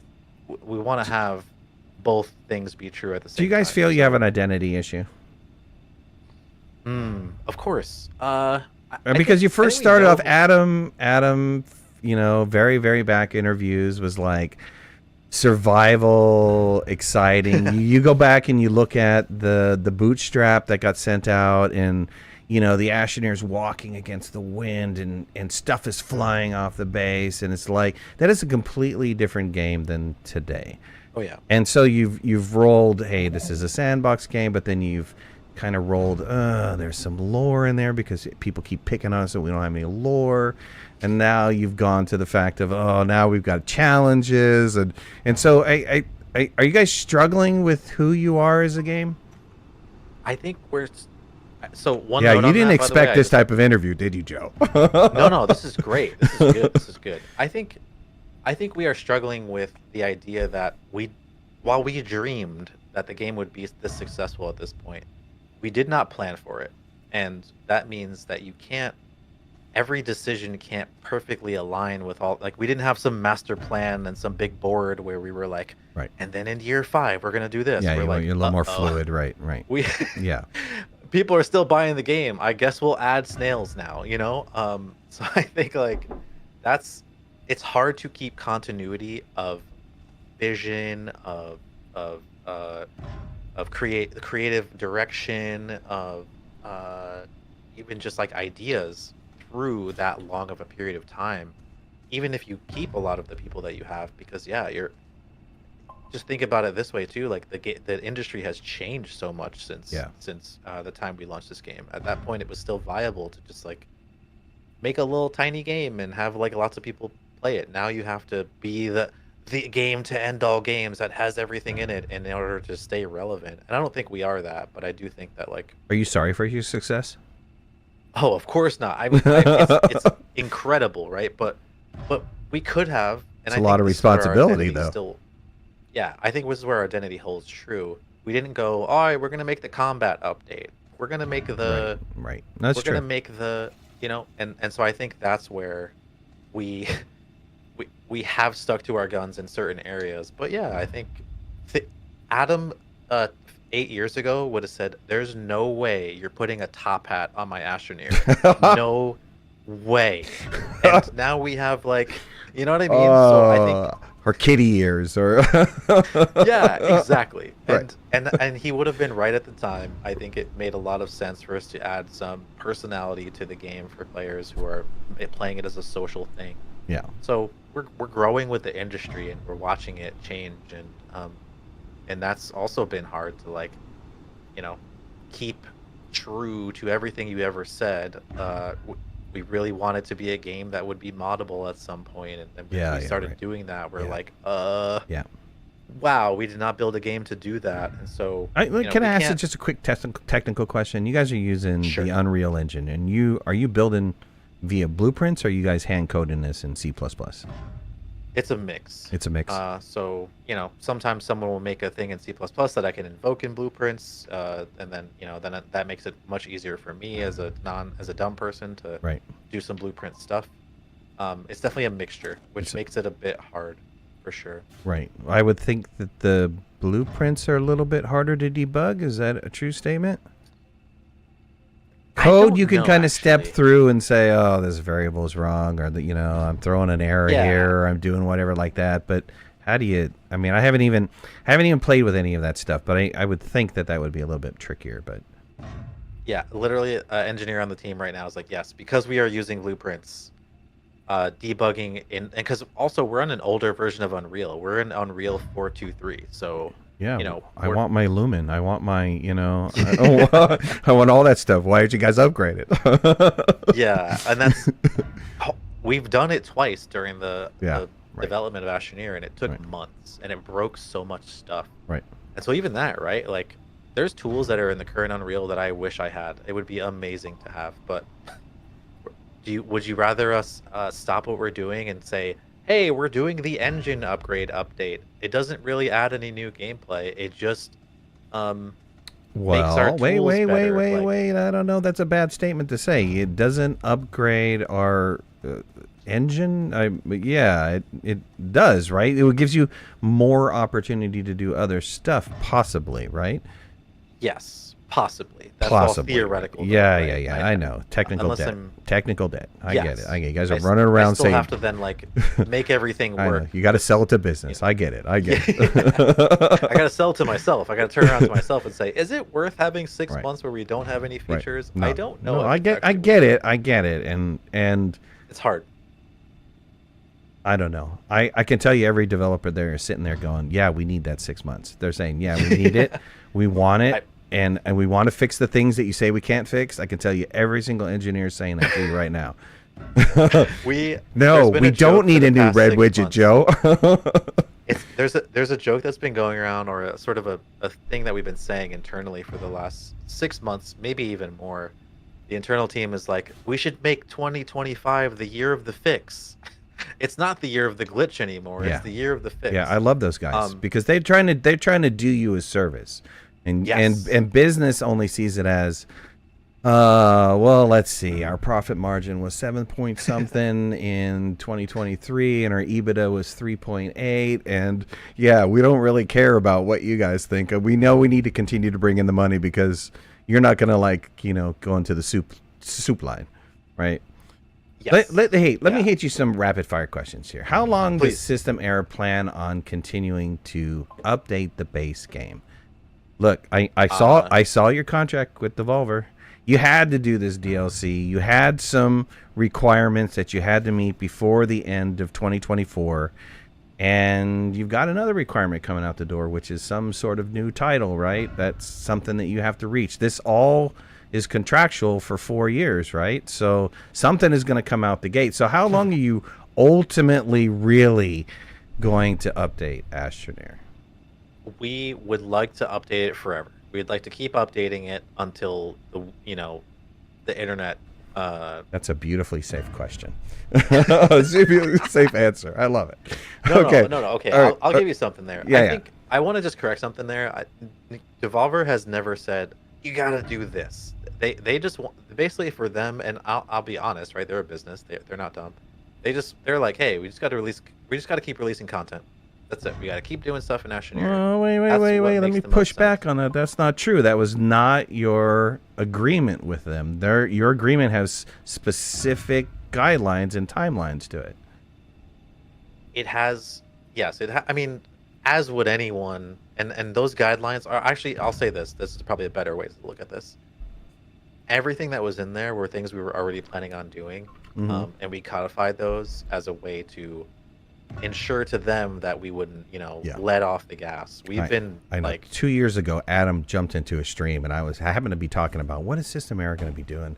They got to have something in the woodworks, and he's all like, "We already have it," and then he leaves the stream. And I'm like, "What?" Yeah. Right. Yeah, we've Yeah. been thinking about this moment, Of especially course. now.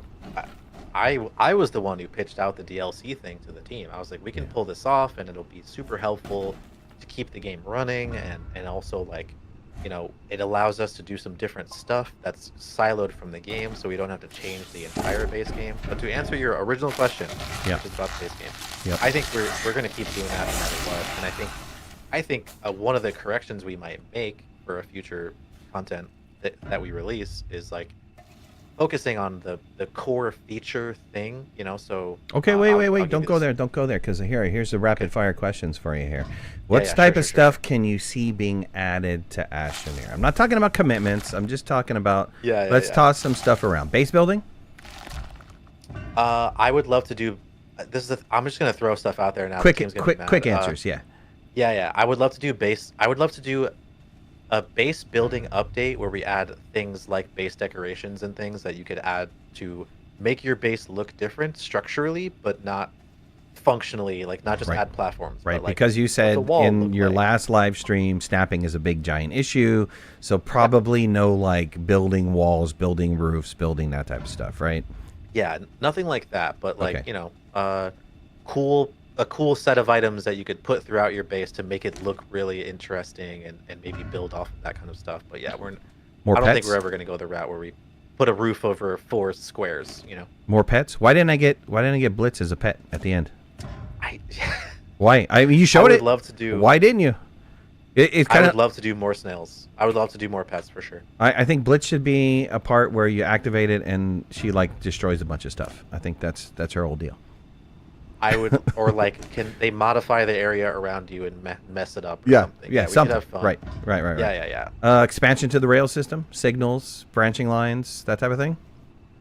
I would love to. I don't know if we'll touch rails because of how much work it was to build with. Oh God, you got to give us signals, man. Signals is like the biggest thing for a rail system. It is like the biggest. If you give us writing things down. If you give us a signal and an ability to branch a line from an existing line, you have a full railway system. One way, two way, that type of thing. Which can, I mean, you want to talk about possibilities? You got essentially like transportation tycoon, whatever that thing was called. Right? I mean, that's what you got. Once you add those two things, that's what you got. Expansions to automation. I would love to. It's on, if you can see me, behind me there's a drawing that's been on my whiteboard for a while for making an auto arm for T2 items, which unlocks a whole bunch of other functionality within automation. We actually wanted to do it last year as like an update before we did the DLC, but it was too much. It was too ambitious. There's a lot of edge cases for moving tier 2 items because then you can move like printers and things. But anyway, I would love to, and I think it would be worth considering some new items to kind of spice up that system. More complex recipes. What you guys, I think you I don't know why you punted on this. I truly don't understand. Was the scrapping update of whatever 07 or something. I don't know what it was, but you guys put out this where you could then turn around and collect this container. It's almost like a little container that holds 5 pieces of mini scrap. Why didn't you guys expand that idea of, hey, a vehicle takes 5 of aluminum, 3 of something else, and using that little scrap container that you made to pick up the mini scrap as a vehicle to allow for more complex recipes? I think complexity in the recipe system, and I, Aaron could answer better on this. I don't know if we would add complexity in that way directly, but I do think like adding more resources towards the end to make more complex things is totally on the table. Don't you restricted by the amount of items that can go into a printer? So you were going to have an extra large printer? So that's the problem, right? Right. So you're going to have to make an assembler essentially, right? A new machine. Some other. Yeah. Yes. Right. Some other, because honestly, you guys have pushed the limit of your printers. There are so many items in your printers. I don't even well beyond the limits. I don't like scrolling through them. I'm getting carpal tunnel because I click instead of using the keyboard, which I should be using a keyboard. But okay. Yeah. So complex. Can I give you a little bit of a behind the scenes on Glitchwalkers for that? Yeah, sure. Too? Yep. I'll do it fast. Yeah. Yep. We had a concept for like, I think we called it the Frankinator for a while, which was basically like you could use storm data with combined with like a different resource to basically like print things, and that way we're not really limited by the printer slots. We're limited by like, it's almost like a combiner, like a chem lab, but also like a second tier of it where you still need some rare resource, but then you're like combining it with some brand new resource that's we played around with it. It was going to be a lot of work because it's a whole new system of like crafting and whatnot. But like, there's totally ways we could expand it where we wouldn't be limited by slots. We would be limited by like, it's another thing in the chain. So beyond the chem lab. Now you have to have the chem lab, but then if you have this other thing, then you take a resource from the chem lab and combine it with this brand new one, and now you have like some complexity there. Look, I know this kind of like. Look, man, I've run teams before. 30 freaking developers. You don't have 30 developers working on Astroneer. You got what, 5, 6? Tell me the number. So I tried to get you back way back when you did the the VTOL and all of that. You don't want to answer it? You say pass if you don't want to answer it. It's less than that full amount, and it's probably less than you would expect. Okay, gotcha. Different models for existing systems. Different models? Yeah, like skins. Think skins. Oh. I mean, you even showed a different skin for the Hab, and you didn't deliver. Why did you tease me like that? Why don't I have a OneLastMidnight Hab skin? I don't understand. So there's a UX thing that we have to figure out there if we have skins, because now we have to have a whole other menu for you to like set what skin you're using, and do they apply to everything, or is it only to individual things? Don't you have that already in place for the player? So swap player with said model, and don't you have that solution already? I wish we did. Not everything was built with the like. I mean, granted, there's like one palette that feeds a lot of the exo stuff. But like, sure. There's a lot of unique edge cases. Like the canister has to have this special area on it that displays the icon. I see a lot of big canisters out here. So it requires a little bit of a reworking of a previous thing, but then I think I would love to. And it was actually an idea floated as part of like a maybe additional content thing of like, hey, we could there's the color all your stuff to make it look different pack type thing. We didn't go that route because I don't know, like I have thoughts about that, and it's maybe a thing we could do that would be like akin to a palette, but then your base looks antique, or your base looks like it has a different color, or right, like that. So right, yeah, right. Totally. Resource sync. Sync. Purpose to all the resources. You guys have like you're worse than satisfactory, in the sense of you have so many resources and there's no purpose to them. How do you all feel about that? Some people must be gnawing on wood. I'm sure you've got 3 guys in a corner over there like this is impractical. It is a thing that is high up on the list to think about and figure out as a continued thing. Yeah, I would love to. We talk about it all the time. I would love to have a byte sync, right? I'd love to have a thing that you could basically convert it into qubits. Every 1 million bytes turns into a 1 qubit. I don't know, some sort of tangible something. Yeah, it is definitely a thing that is being considered and thought about since we're doing the rapid fire session without diving into it too. Gotcha. Okay. All right. I'm going to turn it over to a Q&A. So I know I've kept you way longer than I said I would keep you, Joe. Oh, it's fine. Okay. I'm going to turn it over to Q&A session, but I have a couple more questions. So Please, during that's what I'm here for. during the Glitchwalkers live stream, one of the ones that I was doing, you threw this bomb in there that you were gonna do another round of the plushie Velastropods. What is that? All caps. I've got it on video. I'll be happy to send it to you. Yeah. So what's the timeline for that? What's the thought for that? I really wanted them for this update. It didn't happen. I've seen samples of them. We're going a little bit back and forth to make sure that they're just right. But we are definitely doing it. It is a thing that's being worked on currently.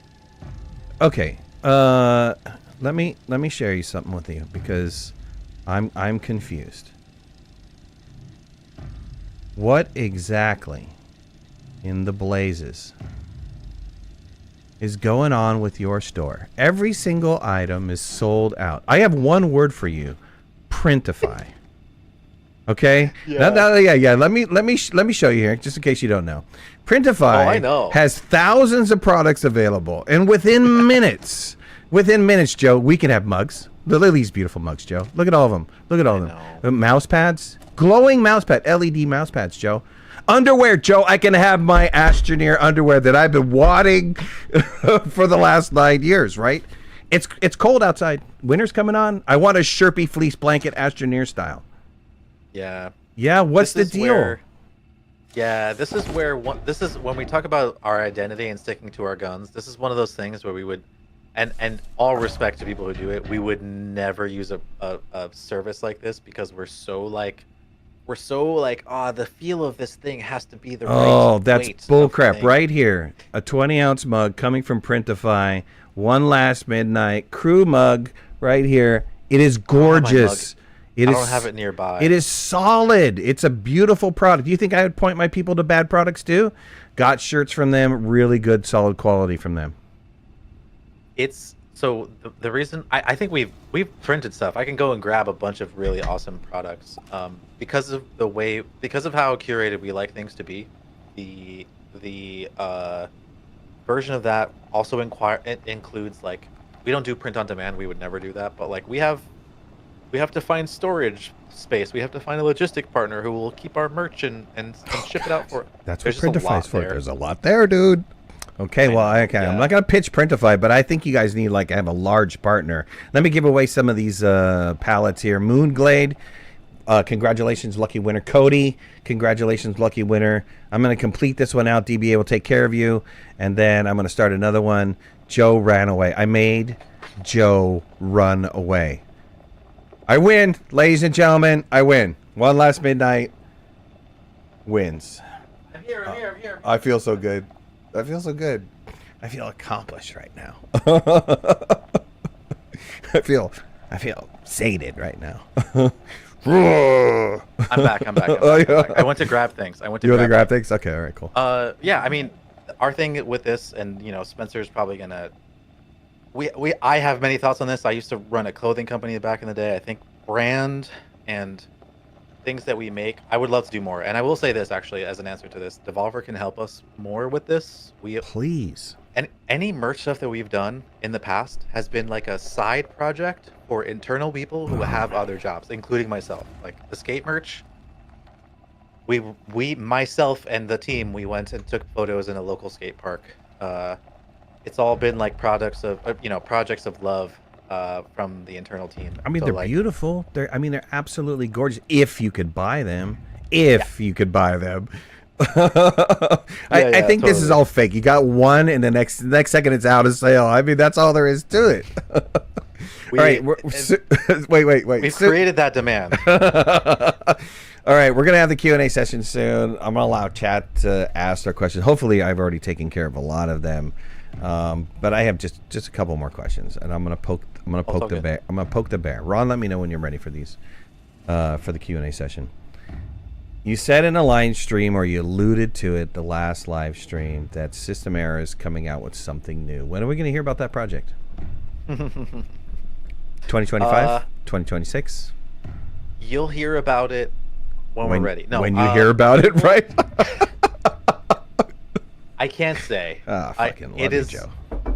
I can't say. Yeah. Can't say. All right. That's fair. No, that's good. That's fair. That's all I need. Is it going to be like an early access release or going to be a direct release? You guys going to bypass early access and just go flat to market with it? I would love to avoid early access if we could help it. Yeah, you didn't. That's just a personal opinion. Yeah, you didn't have a passion for it, right? No. I love that process so much. No, actually, you didn't. What are you talking about? I've got video of you saying you were like, it's horrible. I love the idea of it. In practice, it's very hard to do, and I think we would. Yeah, it creates more problems for us at our size. It's one thing for someone who's not established, who's trying to make a name for themselves and get people to trust them. We don't need to do that anymore. People know us, and whatever opinion you have of us, that's fine. But I think like it's not a tool that we need to put something out. Although there are plenty of games who are doing early accesses, but they do it because they have a set period of time. Right. They're trying to fund themselves. I right. think didn't Hades do early access for Hades 2? Right? Yeah, Hades 2. Yeah. Yeah. So it's a thing that works, but I think anything we do in the future, especially because like we're in a very online game. It's a thing that gets a lot of criticism, and then ultimately, if you don't meet the demands of the users that are purchasing the game, it's like they're feeling alienated, and it's like you got this whole other monkey on your back weighing you down because you didn't meet their "I want a blueberry" obligation or whatever the case might be. Or that being said, we will definitely do like extensive. Whatever we do next, there will be betas and playtests, and we want people to jump in. We'll definitely do that. It's a thing where that like as a studio we really like, and I don't think we can make anything bigger than we currently have without testing at scale and getting people's ideas. So I guess actually I'll refine my answer. I love the idea of getting ideas from people early and letting them see it early and give us their feedback. I don't think we need to do the structure of early access in order to do that. The spirit of that thing. Does that make more sense? Yeah, sure it does. Well, I just look at Valheim when they turn around and put out the Hearth and Home update, and they changed food so much that the community just viciously turned on them, and immediately their reaction was, "Oh my God, we're going to lose our entire user base. Let's make a change. Let's make a change. Let's make a change." Yeah. Was it for the better? I don't know. Maybe it was. Maybe it wasn't. Maybe they were on the right idea, but they were swayed by the crazy mass, right? All right. We're ultimately making a game for people to enjoy. That's that's what we want to do. Two questions. Two remaining questions till Ron and DBA hit you up with community questions. Is your next game Astroneer 2? Can't answer that question. Will System Error? Second question. Will System Error make an Astroneer 2? I think there are a lot of people at the studio that would love to, with the resources that we currently have, not do it right, but, change some things. Like from the ground up, make different decisions and build from there. Yeah. There's no guarantee that would happen, but I know that there's an appetite for that idea at the studio. Why isn't business pushing this? You have a mad rabid user base. You do. You give me this humble bullshit. You give me this humble pie. Oh my God, I don't know. I can't believe we made so much money. You've known this for years. You have a rabid user base that loves your product, that loves your company. Why is that not just like a top consideration? It's a scary prospect right now in the industry. You don't want to screw it up. Is that what you're saying? Well, yeah. It's like we already have a lot of people in the room. Yeah. And very few people get this many people in one room. It's insane, right? We're in the 0.001% of like success in the thing. And so what you're seeing now with most games is the games that are at the top. If you look at the Steam 100 top games at the end of this year, they will be 95% titles that did not release this year, that released several years ago. You're absolutely right. You're absolutely right. It's where the industry is right now, and I think it would be scary to try and convince people, or it's at least a thing where we really want to think through what our next move is, because just going and making a new IP or something right now is a really risky prospect, and so I think we already have a lot of people under our umbrella. Right. Look at Mojon, right? Look at Mojon. Mojon turned around, Minecraft guy, crazy Minecraft guy. What was his next game? Do you remember what it was called? I don't. Yeah. Scrolls. It was called Scrolls, and it lasted maybe a blink of an eyeball, right? And he got murdered for it. And he got absolutely murdered for it. It was like, why are you even thinking of? You've got this immaculate concept. It's like beautiful. It's so scalable. It's so crazy good. Why are you drifting away from that? This is your life. This is where you should be for the rest of your life. I personally think you guys are there. Everybody that thinks they're there, hit a 1. Because I think you're there, and I think if you drift and you put out a Scrolls, people are going to be like, what are they thinking? Yeah. I think there's many reasons why we would, change things up. I well, agree, you're though, tired of doing it after 9 years. That's number 1, right? Sure, yeah. Your But developers please are let me like, look at I the don't want to different- live Astroneer until I'm 65, right? Yeah. No, I think I to answer your original question, I think we would love to do that. I think it would be silly to not consider it. But yeah, it's a scary prospect to do anything new right now. No, sure. Given the industry. All right. Well, It's, Joe. it's unbelievable that I logged into Steam. I looked at Steam last Wednesday, and I'm like, we're there with the newest Dragon Age game. We're there with some of the top titles of this year, and I think like. Look at Stardew, though. Look, Crazy Ape is not going. Oh, yeah. I mean, he's not. He is. I'll take that back. If you read his vlogs and his development cycle, he is trying to put something out. But I mean, this has lived for the longest of time, and he's continuing to do very well with it. I mean, it's. I understand where you guys are we're in coming the same from. boat. Yeah. I understand Not where you come from. as successful as him, obviously, but I do think like. Yeah. If we could figure out a little pipeline here of putting out content like this and keeping that going, that would be incredible to do. Well, Sure. I've kept you for 2 hours, but I do want the community to speak. Do you have time for the community to speak? I got at time. you? Don't worry. You got time? You're good. All right, Ron, deliberately bad advice. You guys want to take over this so I can stretch my legs and maybe use the facilities and that kind of stuff? Very good. This is Ron. Hello, Joe. Hello to the community. We've collected, let's see, I think we have probably 15 or 16 questions. Some of them I think you may have already answered, but we'll just go through them quickly.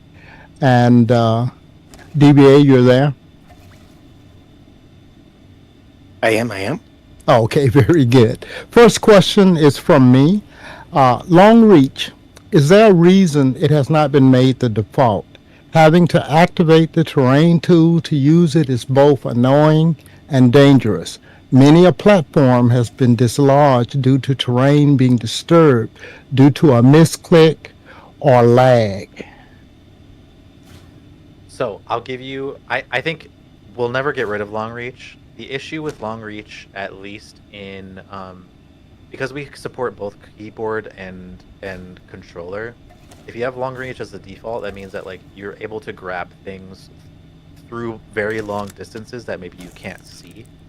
So it's this weird thing where like we want to keep supporting that idea. We would never get rid of it, but it creates some challenges with other forms of control. So I'm with you on it. I use it all the time. I think if we were to just say, hey, your range was like twice the range that it is currently, it means that like something in the cave layer below you might actually just randomly highlight and then be able to pick up, which would be really hard. So I think, I'm not saying that we wouldn't do it, but I think there's probably some way to like figure out how to get around that. That would be pretty hard for us. But isn't that already the case when you pull out your terrain tool, you have long reach? I don't understand why that just couldn't be the default. You allow us to grab things at a distance with the terrain tool out. And of course, the problem with that is, especially if you hit a little bit of lag in your system, you'll end up digging terrain because the same key you're pressing to pick up something is also the key that activates the terrain tool. It's an interesting question. I want to think about it more, but I think, yeah. I think there's probably a way to find a happy medium where like you can just reach farther than maybe the current default is, but without having to like break other stuff. But I think I haven't really thought about it as like actually a default thing. I think it's interesting actually. So very good. DBA. All right. So this is supposed to be my personal question, and chumming the waters with your own questions right at the start. I like it. Right, right. Well, when I'm playing with Midnight, I always have something to say and something to ask. But then now that I have the chance to ask, I've got nothing. So I'm just going to pass on my personal question, and we can go right into the community questions.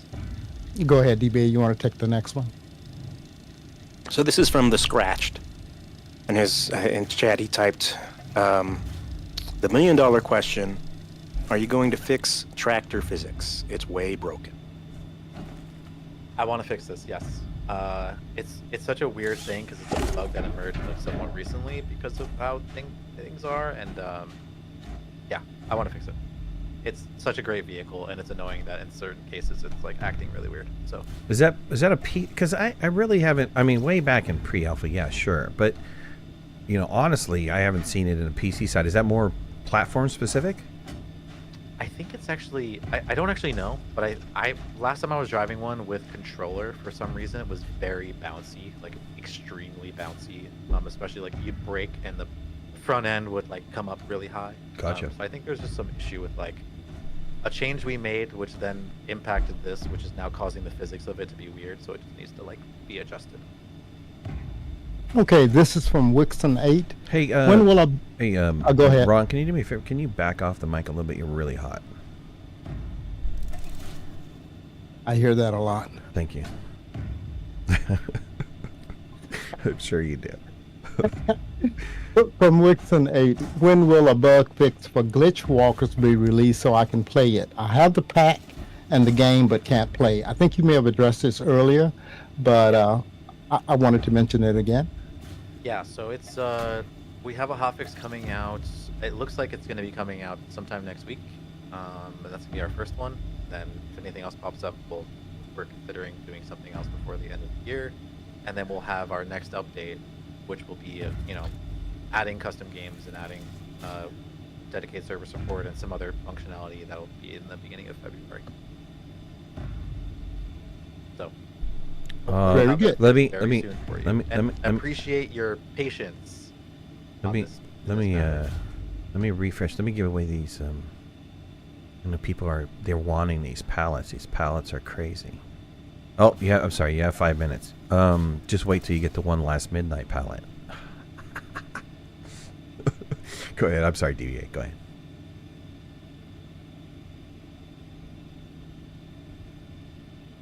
Did we lose you, DBA?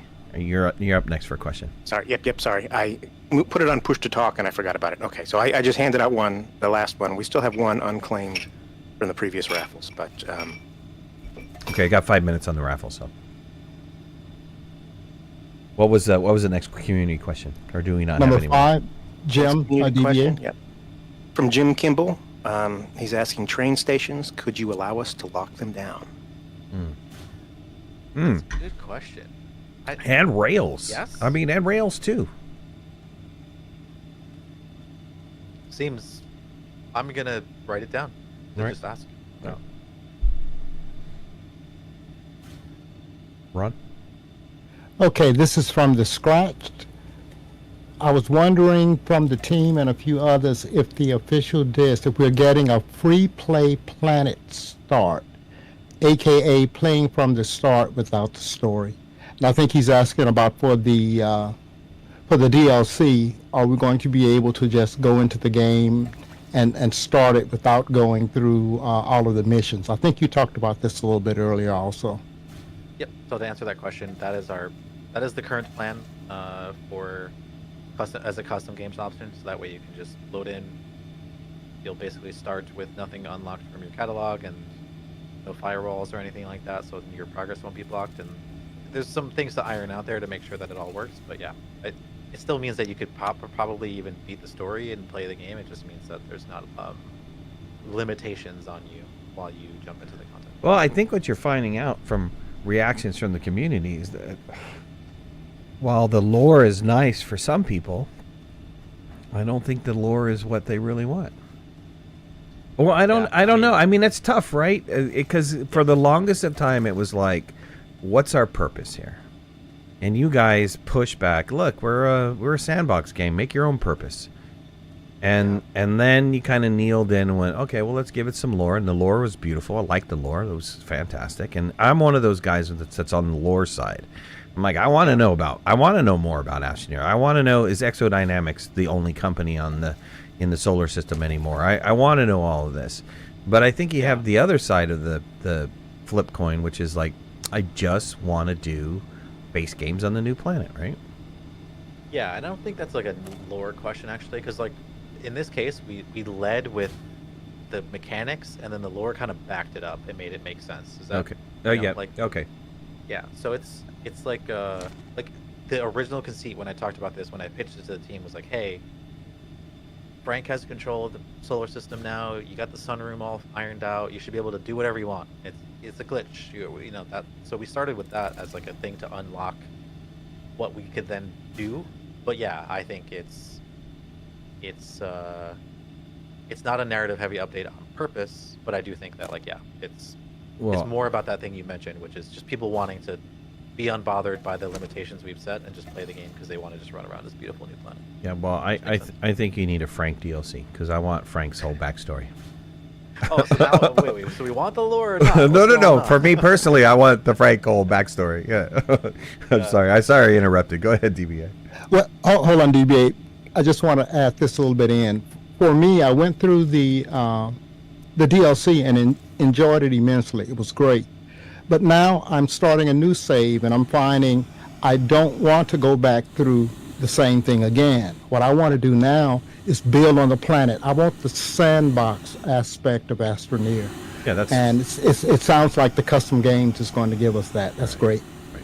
That was, yeah, I think originally what I really wanted was that like once you beat the content, then they would offer like a third option in the menu that just said like, okay, vanilla, you know, non-story Aeolus planet save. It made it confusing because then it's like a separate save. We don't want to do that, but I think that's why custom games is the perfect way to do that, where it's like, okay, that option, you can just do it whenever you want to, and it doesn't have to be gated behind you beating all the content because it's kind of hard anyway. So yeah, I think that'll solve those concerns, both of them, which is good. All right. This one's from L. Canny L. Any word about dedicated server support for Astroneer plus Glitchwalkers? Yes. So February, the first week of February is when we'll do the the next update for Glitchwalkers. I don't want to call it. It's not a hotfix. It's just like a little bit of a content update for it, and that'll include support for dedicated servers. Can we talk about dedicated servers for a minute? I mean, how do you see that playing out? Because the progression is go to the base game, finish a couple missions, and then you get into the DLC. Is that still going to be the same thing, or are you guys thinking something different? That's what there's a few final things to figure out there, but it should work in basically where like in the same way that the base game is, like it's a level and it's a save, so you can't go back between them or anything like that. Right. But if someone loads a Glitchwalkers, like we're gonna have to detect that someone owns the thing, right? So that way you can't just Well, so okay. Well, talk about that. Who's paying for it, right? Is it you're detecting a user inside of the dedicated server? At least one of them owns it, and then what happens when that person leaves, right? That is the thing we're figuring out. Okay, all right. It's and I think it actually, just to say that I'm a little bit out of loop on it because we've been focused mostly on comms right now, but there's been work already done on this idea, so it might actually be. You're out of loop one of the on engineers it. might All be you, sitting all there you like, engineers I know in how it Slack, works. tell them shame. You're out of loop. Shame. No, I applaud them. That like they're on their own right now, figuring out the next thing while I worry about this thing happening right now, at this moment. All right. So it's good. Let's pick some winners. DBA, you said you had one outstanding that hasn't claimed. Yes, ADS has not claimed. Ads hasn't claimed. Get out of here. Okay, well, Ads, you know what? You've had plenty of time to claim. So you lost, buddy. Let me pick 3 winners here. Iced Free 2. You win. Congratulations. Appreciate it. Thank you guys for playing. VB Manor, another winner. VB Manor, congratulations. And Minuet, another winner. Congratulations. So DBA, talk to DBA and he'll hand it out. How many questions do we have left? I've kept Joe for 2 hours now. Some of these I think have already been answered. We have about, I would say, 8 or 10 left. But let me see if there's anything that's that stands out. Filter what's been answered, yeah.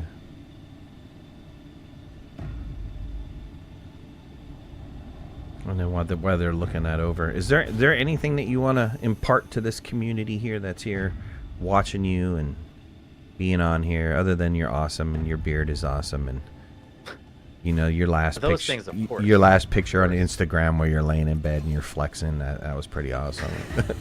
yeah, go follow me on Instagram. My Patreon for my selfies. No, I mean, I covered mostly. The thing I'm focused on right now is just making sure people know that we have some fixes coming and that we have some follow-up update stuff coming. That's mainly the thing I'm trying to communicate to everyone. But otherwise, yeah, keep the feedback coming. Keep telling us what you think about it. I would love for some people who are enjoying it to make sure that they also weigh in and say, hey, I had a great time with this. And yeah, but also, if you hated it, please tell me why. I want to hear more.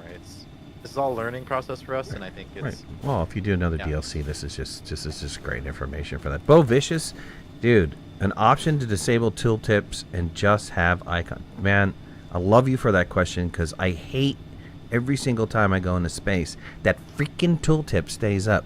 What is the problem with that? I don't know. I'm gonna write this one down because we actually have an internal command to get rid of them, and I wonder if it's just a thing that I can put in the menu that just says hey, toggle this on, and it'll just invoke that command, and it basically turns off. It's a little bit weird because then it's you obviously can't see certain things, but everything still works. The use action still works and everything. You just can't actually see the tooltip and see the status. So I mean, but why keep that one specific? I mean, that one is specific, right? All the other tooltips go away over time, but that one just sounds like a bug. Yeah. Yeah, that one just stays there. And it's like, if you're trying to take a screen grab, you got this tooltip that you have to, tell AI to get rid of, and Yeah. Also, I just heard that I'm pretty sure, and this is where I think this will be a communication thing. We're working on it, but I'm pretty sure for DS, at least for DS specifically, we'll likely have to do something where we're checking if people have the DLC. So I don't know if any random person can just join your DS specifically without having the content, because it'll be really hard to tell who has and who doesn't. Yeah, well, that's really, really interesting, because I mean, well, good luck. Enjoy that. Yeah, because one guy starts it in the middle of the afternoon. He's playing hardcore. You got a guy jumps in there, doesn't have the DLC, and look, you've said, hey man, you don't have to have the DLC to play this, right? And so to join others, yeah. Well, is the dedicated server another? That's the question. Are they an other? Is it a different dedicated server that you have to purchase? No, yeah. No. The way it'll work, from what I know, is the way it'll work is you just load a save from or you start it off from that thing, and we'll check when the host joins and sets up the server what thing they have. But then I think there's going to be kind of a limitation there of hey. Yes, Sneeve, this is live. Yeah. Yes, I'm live. I'm here live. We're all live here, Steve. I am a human. I thought that's what streaming is for. Streaming is for live, not replay. I'm trying not to run around and ruin their base. Oh, you could wreck it. I got a backup save. Come on, fire off some more questions here. What do we got? Let's let Joe go home and eat some food and whatever. It's dinner time for sure. Yep. Okay, these will be you can go with a yes or no answer. What you got? I would love to be able to build the giant landing pad. Are there any plans to build or move any of the very large structures that have been added to the game? Oh, you're talking about the ones that were added recently, like the huge platform thingy? I would love to. Yeah, those are nice. We have no way to print them right now, which is why they're just POIs in the game. But I would like to Ron, stop flying, there please. be an option to pull them up and place them where you want, but it is a bit hard. What was the whole purpose of that, other than just giving lore? Is that what you were? We wanted to add. It was honestly mostly focused on wanting to add some new things that you could find while exploring. We like don't have enough of things like that. And there was obviously some lore that was added to it, but yeah, we wanted to try out two ideas. One is new things that you could find while exploring, and then the second one is what it looked like to give players content, like unlockable content via gameplay. So like you find all the pieces of a thing, and then you're able to like, you know, to print things, and they're unique to the save, like that sort of recipe thing, schematic thing that we were playing with. I would like to do more with that, but yeah. Gotcha. Next question. Okay, is it possible to add a feature that allows you to lay rails while digging and paving? This was from Jim Kimberlis. Lay rails while digging and paving. I think that'd be interesting. I would love to. I don't like meaning. Sounds like automatic tethers to me. Yeah, it does. It does sound like that. Like something that I think something that like fits on the rover, and Yeah. you would load it up with rail posts and then drive and pave, and it would behind And you then place the drop them. rails for Yeah. doing a rail line. That would be great. Yeah, like an item that. Yeah, I see that. You could even put it in the front. Yeah, that's cool. So like that's a cool suggestion. I think all of the other questions have been covered. Midnight. All right, sweet. Well, Joe, I greatly appreciate your time. Maybe this wasn't what you expected, but I hope it was pleasant. It was perfectly good. I thought you were gonna, press me even more. This was easy. Well, after the last one, I didn't want to press you too hard. No, it's fine.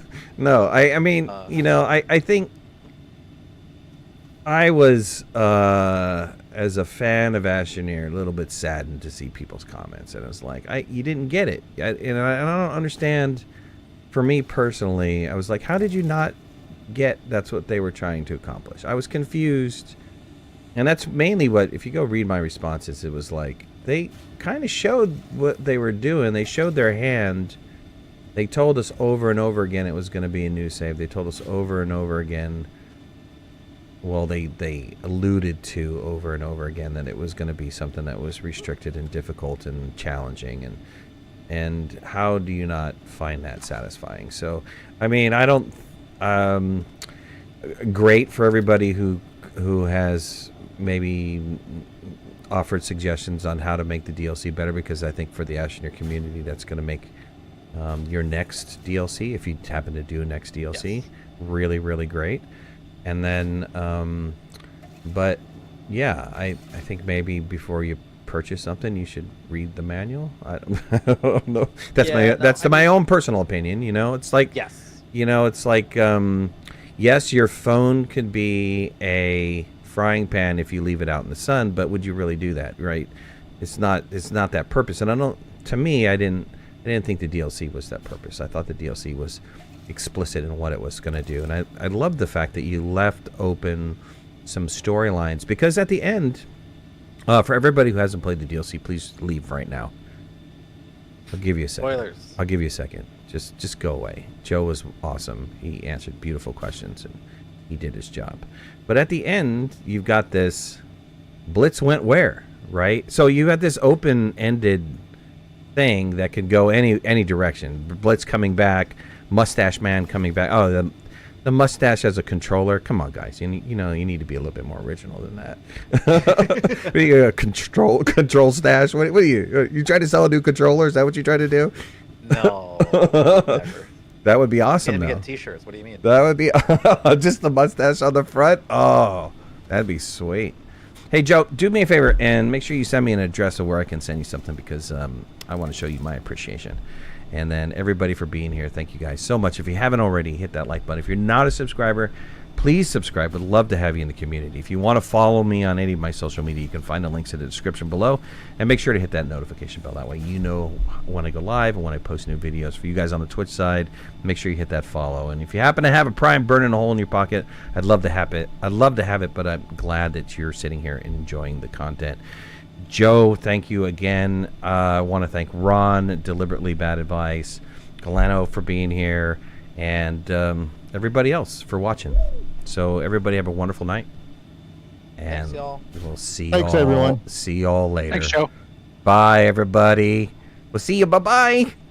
Bye-bye. We still have 2 unclaimed. You have 2 unclaimed? How can you have 2 unclaimed free exclusive pallets, a Frank pallet?